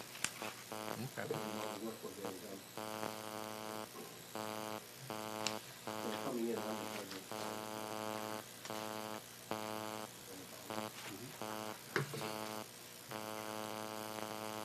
Nothing wrong with that. Well, I move we approve the quote from Underground Technologies for $33,323.20 for jetting and Motion by and Councilperson. televising there. Motion by Councilperson Fear. Second. Second by Councilman Kadada. Any further discussion? All those in favor? Aye. Aye. Opposed? Motion carries. Consider approval of a quote not to exceed $20,000 submitted by Underground Utilities for sanitary sewer manhole sealing. Mr. Blessa. Mr. Mayor, City Council, as I talked about earlier, there's $20,000 budgeted for sealing manholes. Sealing manholes will save us on wastewater treatment of clean water for I&I. It will also reduce the need to do updates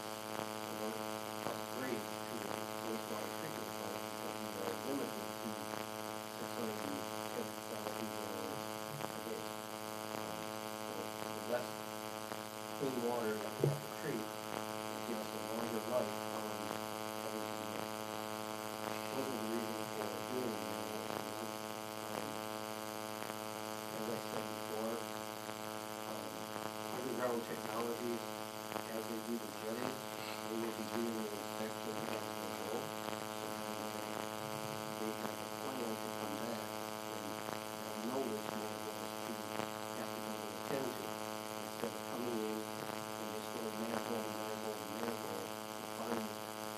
So we think we're gonna get more manholes done this year also by doing that.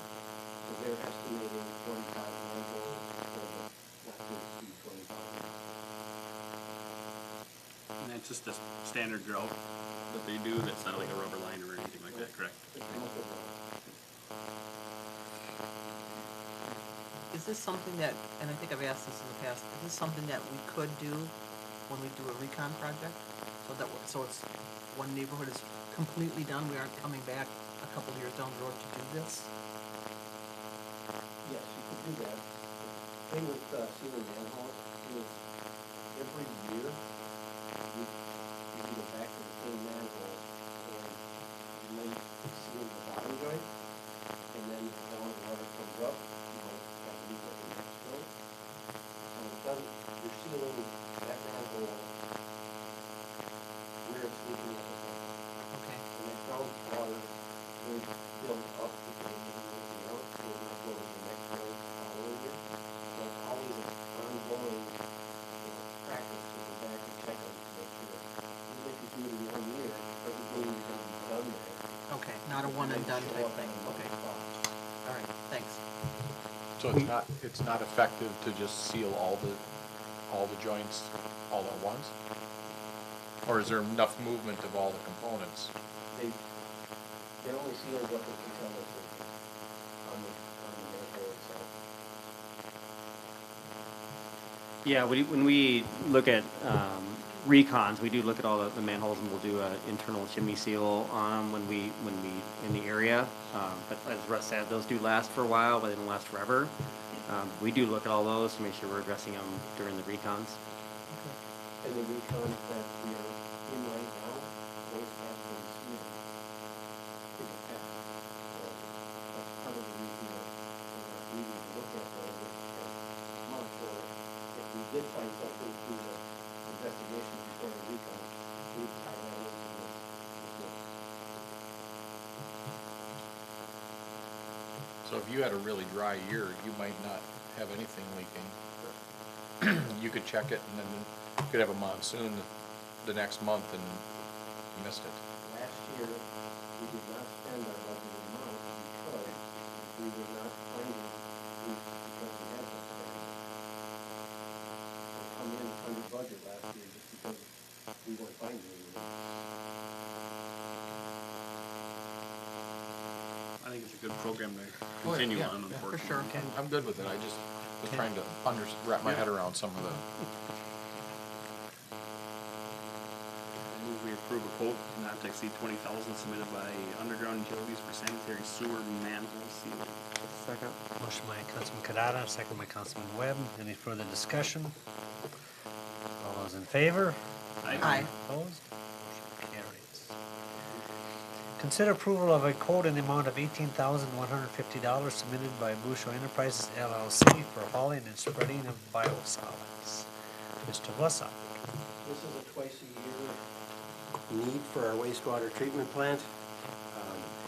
We haul biosolids spring and fall. We send out 2 proposals every year, and we only receive 1 back every year. Bushel Enterprises is the company that we've been using since the wastewater treatment plant has been established. Pretty much an annual or twice-a-year expense.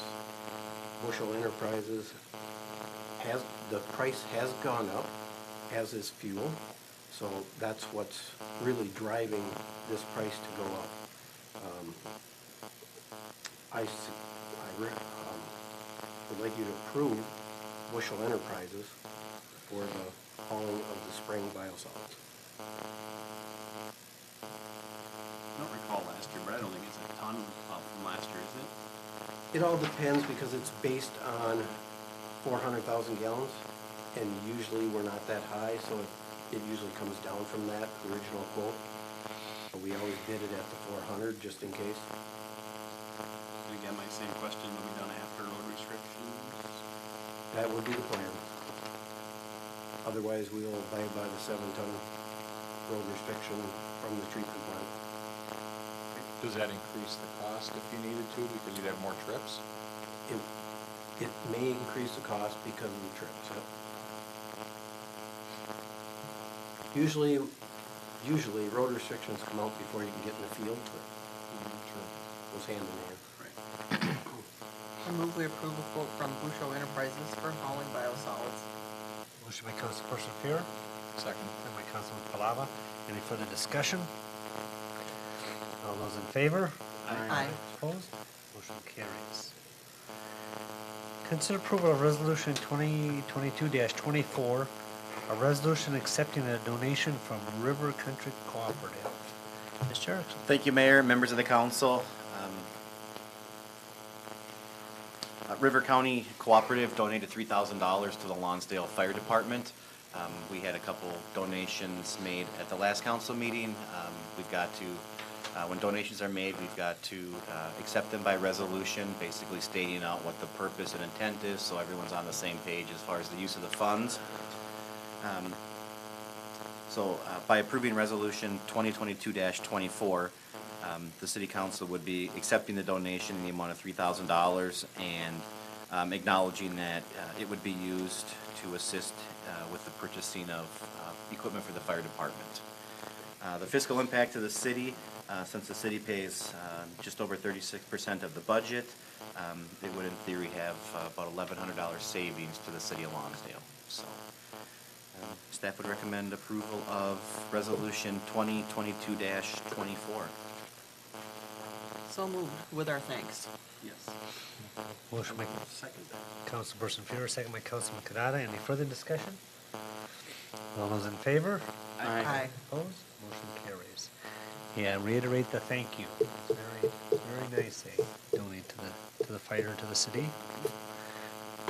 Consider approval to accept Rebecca Milk's letter of resignation as a part-time liquor store clerk. Mr. Erickson. Thank you, Mayor. Members of the council, Rebecca Milks submitted her letter of resignation with an effective date of March 17th. She was hired in November of 2020. She was a good worker and valued member of the staff. We wish her best. Since the council is the ultimate hiring authority, it's good practice that the council accept resignation, so staff would recommend that Rebecca Milk's letter of resignation be accepted. So moved. Motion by Councilman Kadada. Second. Second by Councilperson Fuhr. Any further discussion? All those in favor? Aye. Aye. Opposed? Motion carries. Consider approval to make a conditional job offer to Regina Eklund as part-time liquor store clerk at grade 1, step 3, $14.42 an hour. Mr. Erickson. Thank you, Mayor. With the resignation of Ms. Milks, staff's recommending that her position be filled. Recently, we advertised and interviewed applicants to fill the same position at Lonsdale Liquor, just a different schedule. We reached out to Ms. Eklund to see if she was interested in the position. She was. As I said, it is a different schedule. That was reviewed with her and works for her. Based off of the interview, recommendation of the interview committee, it would be the recommendation to make a conditional job offer to Britannia Eklund as part-time liquor store clerk at grade 1, step 3. So moved. Motion by Councilperson Fuhr. Second. Second by Councilman Webb. Any further discussion? All those in favor? Aye. Aye. Opposed? Motion carries. Consider approval of resolution 2022-25, a resolution either declaring adequacy of petition and ordering preparation of report, or an alternate resolution ordering preparation of report on improvement.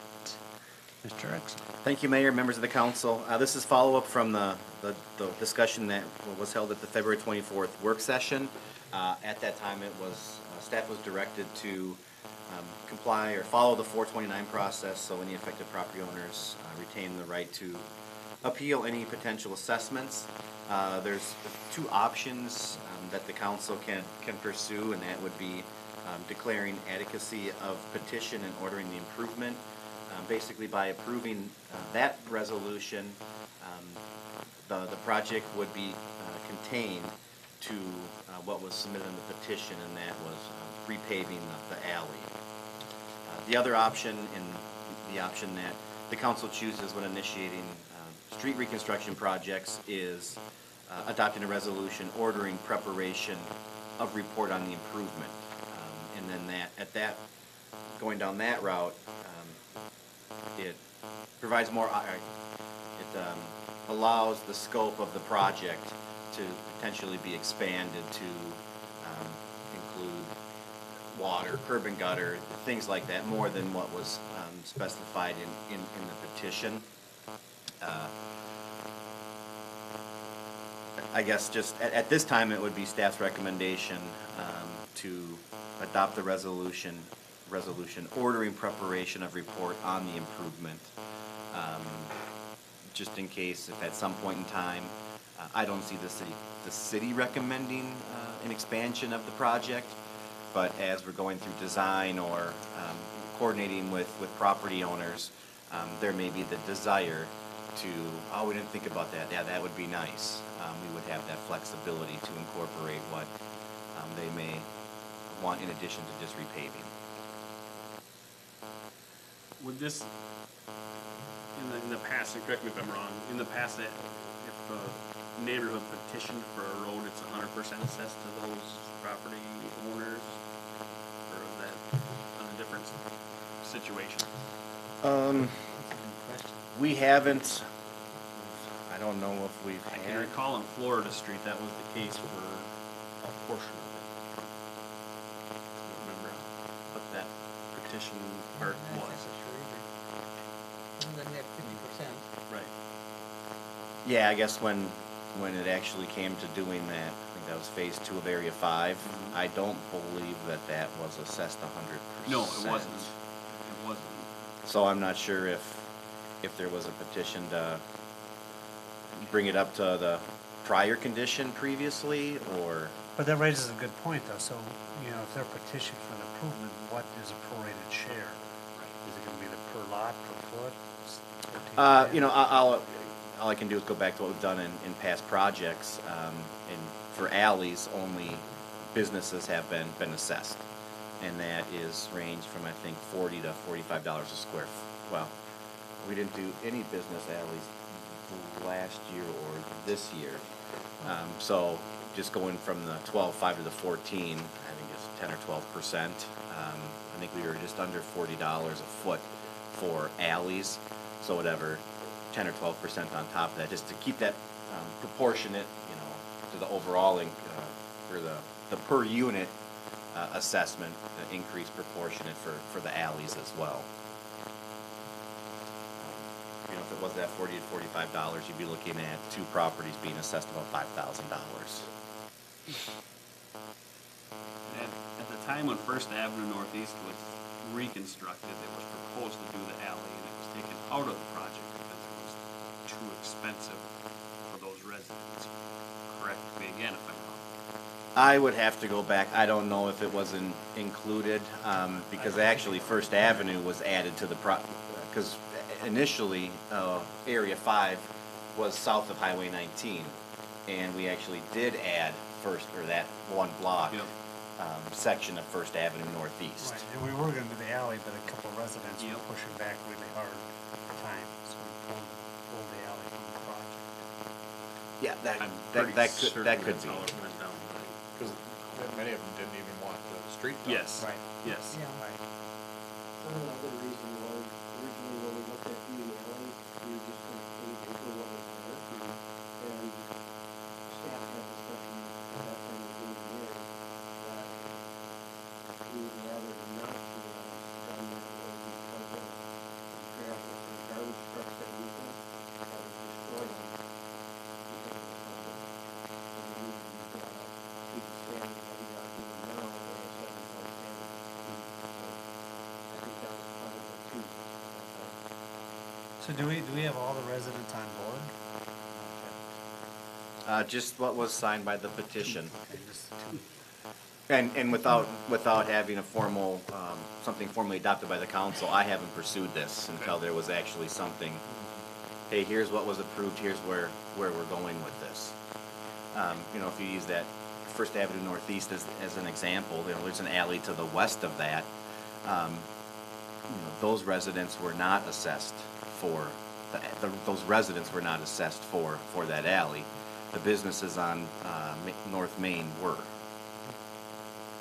I think my question is gonna be, because it kind of correlates to the next item, right? Is are we gonna spend the money to improve this alley until we talk to the residents or have the consensus?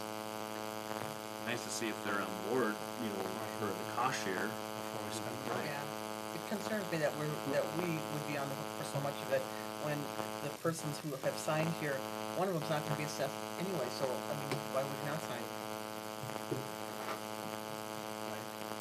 And the other two, essentially is one owner, but, Why?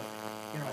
If right, we- but But it's this concerning. is consistent with our past practice of all our other street projects. I was gonna say, if we You do the assess fees- the businesses on Main Street, we'd almost have to assess that. Well, generally, we start with, Two. generally, Yeah. we start with a neighborhood meeting, right? We haven't even done that. Well, you have to do the feasibility to get cost estimates and proposed assessments. So the feasibility's done, then the neighborhood meeting is scheduled, and then we go to the formal improvement hearing. I understand that, but what if all the residents are against it, maybe there's not a majority, then we spend the money for nothing? Is my point. That's why I thought if you just have an Yeah, informal meeting, I mean, I think you could have. The council gave us direction No, from no, the- I get what you're saying. My point is, though, I think we just invite everybody to City Hall and have a meeting and to see if, remember how, that northeast quadrant, we were gonna build that a number of years ago, and everybody pushed back on it. And then unfortunately, we spent a lot of money at the time for a project that never happened. Do we have on our current street projects, the alley pricing that we can just, estimate, just to put it somewhat to numbers on this? Yep, that estimate is based off of this year's project bid, project's unit Right. prices. I mean, if we did meet with them, they would at least know what they're in for before, Right. you know. So how many are affected? You got two on the east side and maybe 4 or 5 on the west side. 5 on the west, 2 on the east. So the 5 on the west wouldn't be assessed, so they're not gonna, why would they dispute? Here you're gonna have a nice paved alley. I agree. It'll cost you nothing, where the other 2 businesses are ending up paying a portion and then we pay the balance.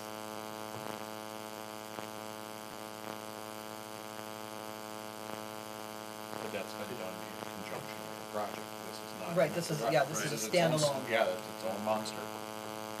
Well, that's part of the feasibility. It's, the cost, is it cost effective? Is it a standalone project? Is it combined with another project? Well, my point is, it sounds to me like the city's gonna be on the hook for the majority of it. Yep. So my point is, Based off why do we wanna go down that path? Is it a priority in our world? Just because you have 2 people and 5 that get a free alley. Yeah, I don't know, they submitted a petition, it's really up to the council. I mean, you're not required to do it because they submitted a petition. Or do we look at it, it's not cost effective at this time? And maybe it can be put in with a project, if we're gonna go do somewhere in the northeast there. Was That's there- down the road, but Was there any conversation with staff at all about this, or they just presented a petition one day? When did they? The person, Jason Cadado, Yeah. one of the property owners, approached the city on getting it done. I just was curious, what, if they didn't all they knew that they just had to do a petition and things would happen versus,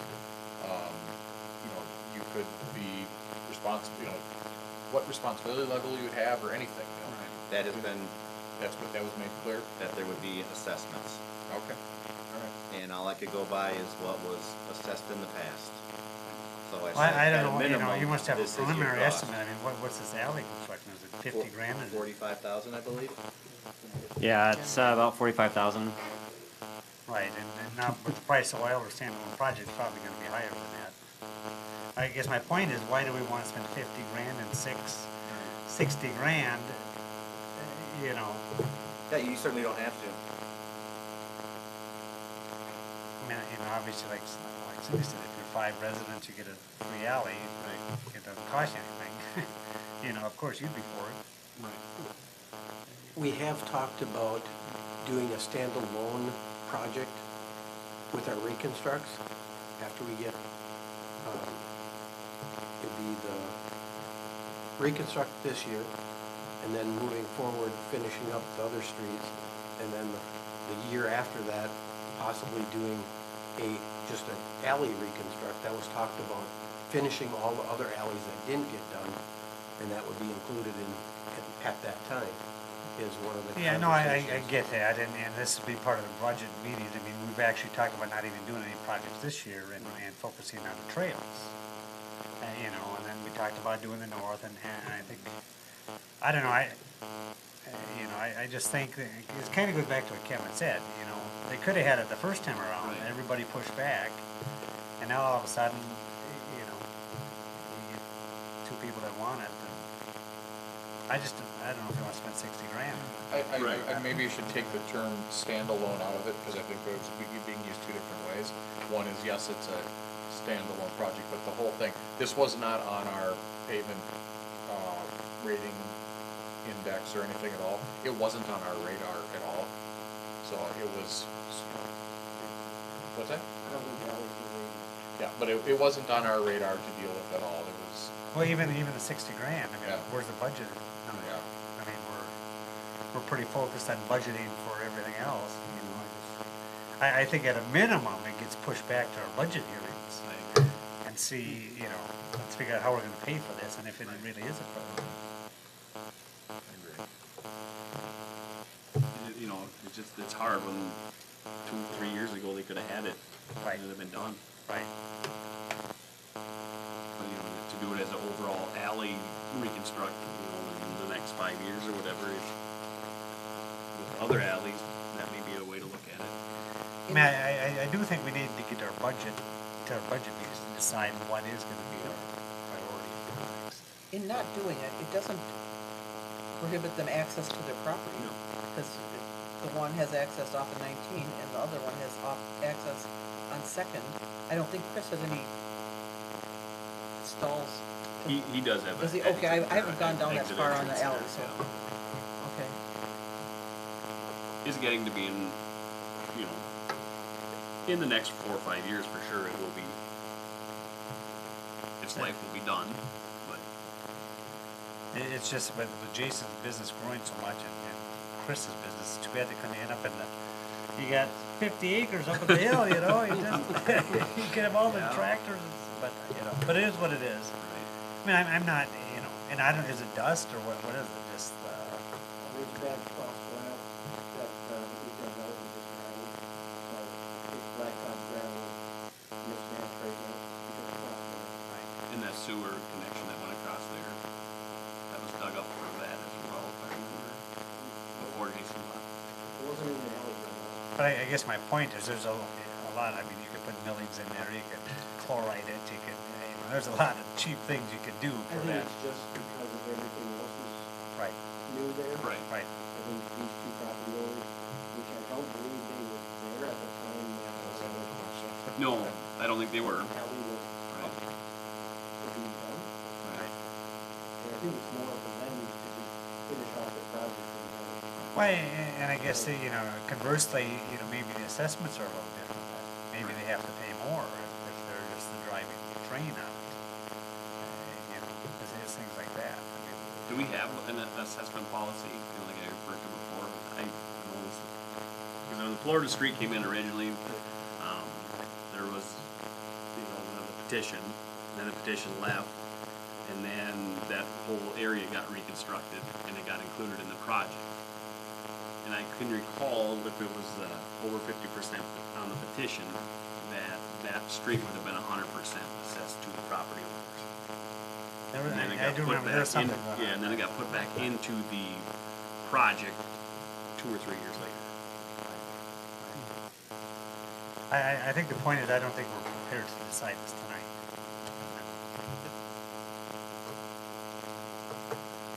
It'd be nice to have talks with them and see what their expectations are for their participation of pay. What, do they think it's gonna cost 20 grand and done, or, you know?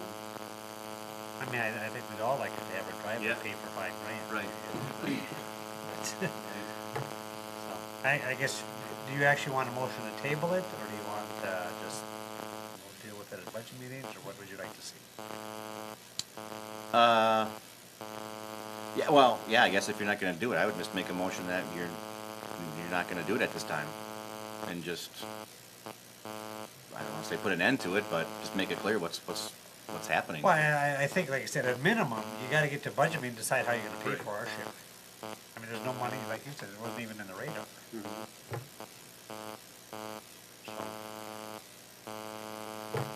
So we look for a motion to not improve the alley at this point and look at it at a capital improvement plan with alley repair. Sure. That's my motion. Motion by Councilman Carrata, second by Councilman Webb, any further discussion? All those in favor? Aye. Opposed? Motion carries. Do you want a second motion for the next agenda item too? I don't think that's necessary, it's not proceeding, so. Okay, that concludes the planned agenda. Any department reports? Mr. Lesak, anything else? Well, just so we're getting phone calls ready for tennis court, ball field, soccer field, so Fall spring. soon as we can get on them, we have already started picking up. All I know is there has been a lot of garbage, like, miserable. I don't know why it is so bad, but worse than I've ever seen it. Do you have tongs for picking garbage? I watch the guys bend over, bend over, bend over. Let's spend the money and get them some tongs at least so they can walk upright and pick whatever. A utensil, I'm sure there's something out there. There, we got that solved. 5 minutes watching out the window, we got it figured out. Haven't had that request, we'll have to ask them. Ask them how their back was after picking. I was gonna say, my back hurt watching them.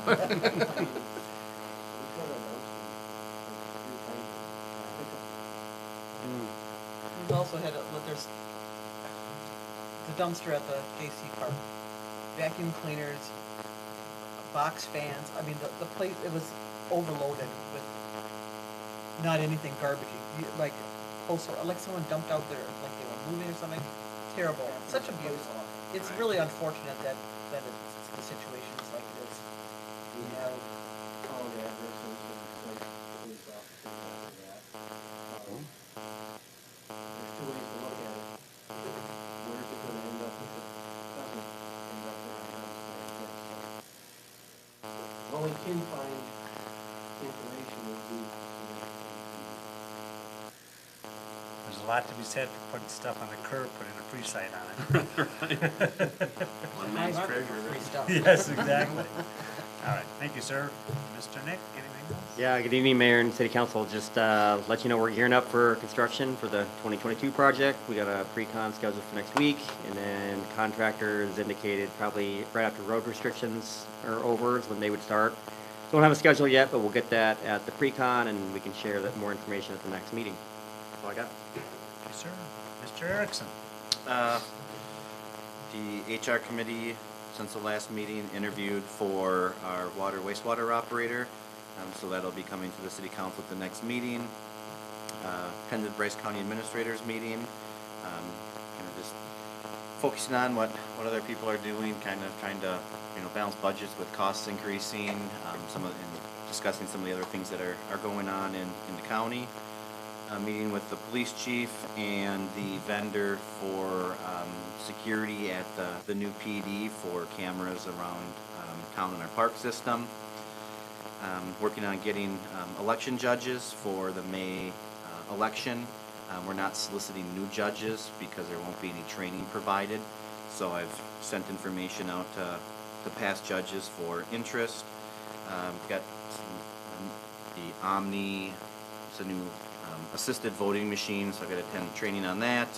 We've got our community foundation, or the initial meeting on setting that up next Thursday at 6:30 here in the council chambers. Kind of to touch base on, or follow up with some of the things that we're talking about at the council meeting tonight. Working with several businesses that are interested in the business park as well. So I'll be working with them and probably Mr. Tupi on making that connection.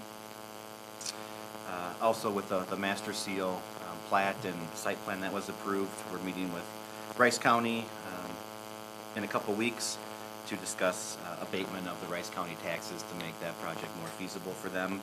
And then we'll be making recommendations on seasonal employees for the next meeting.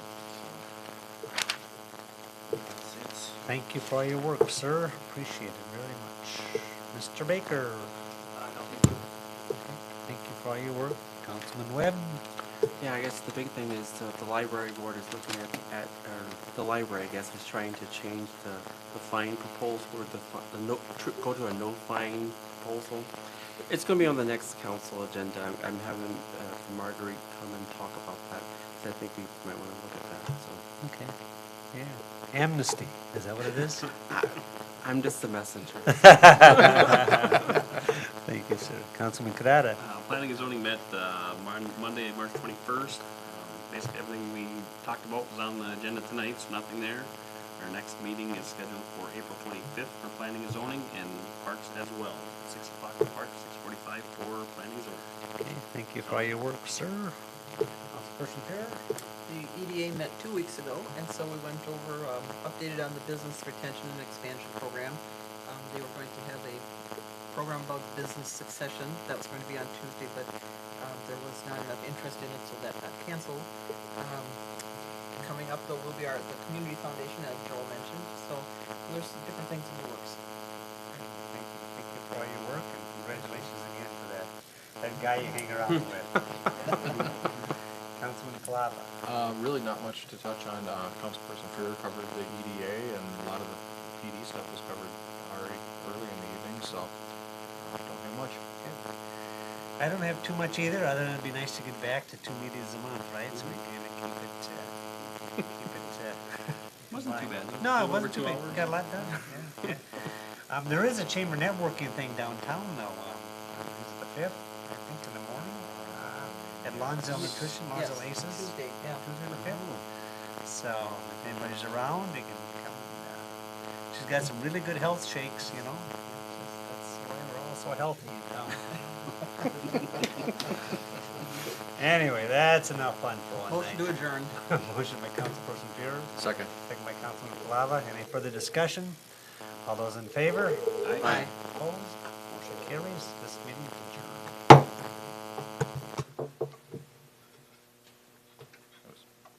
Was that you, Kevin? When you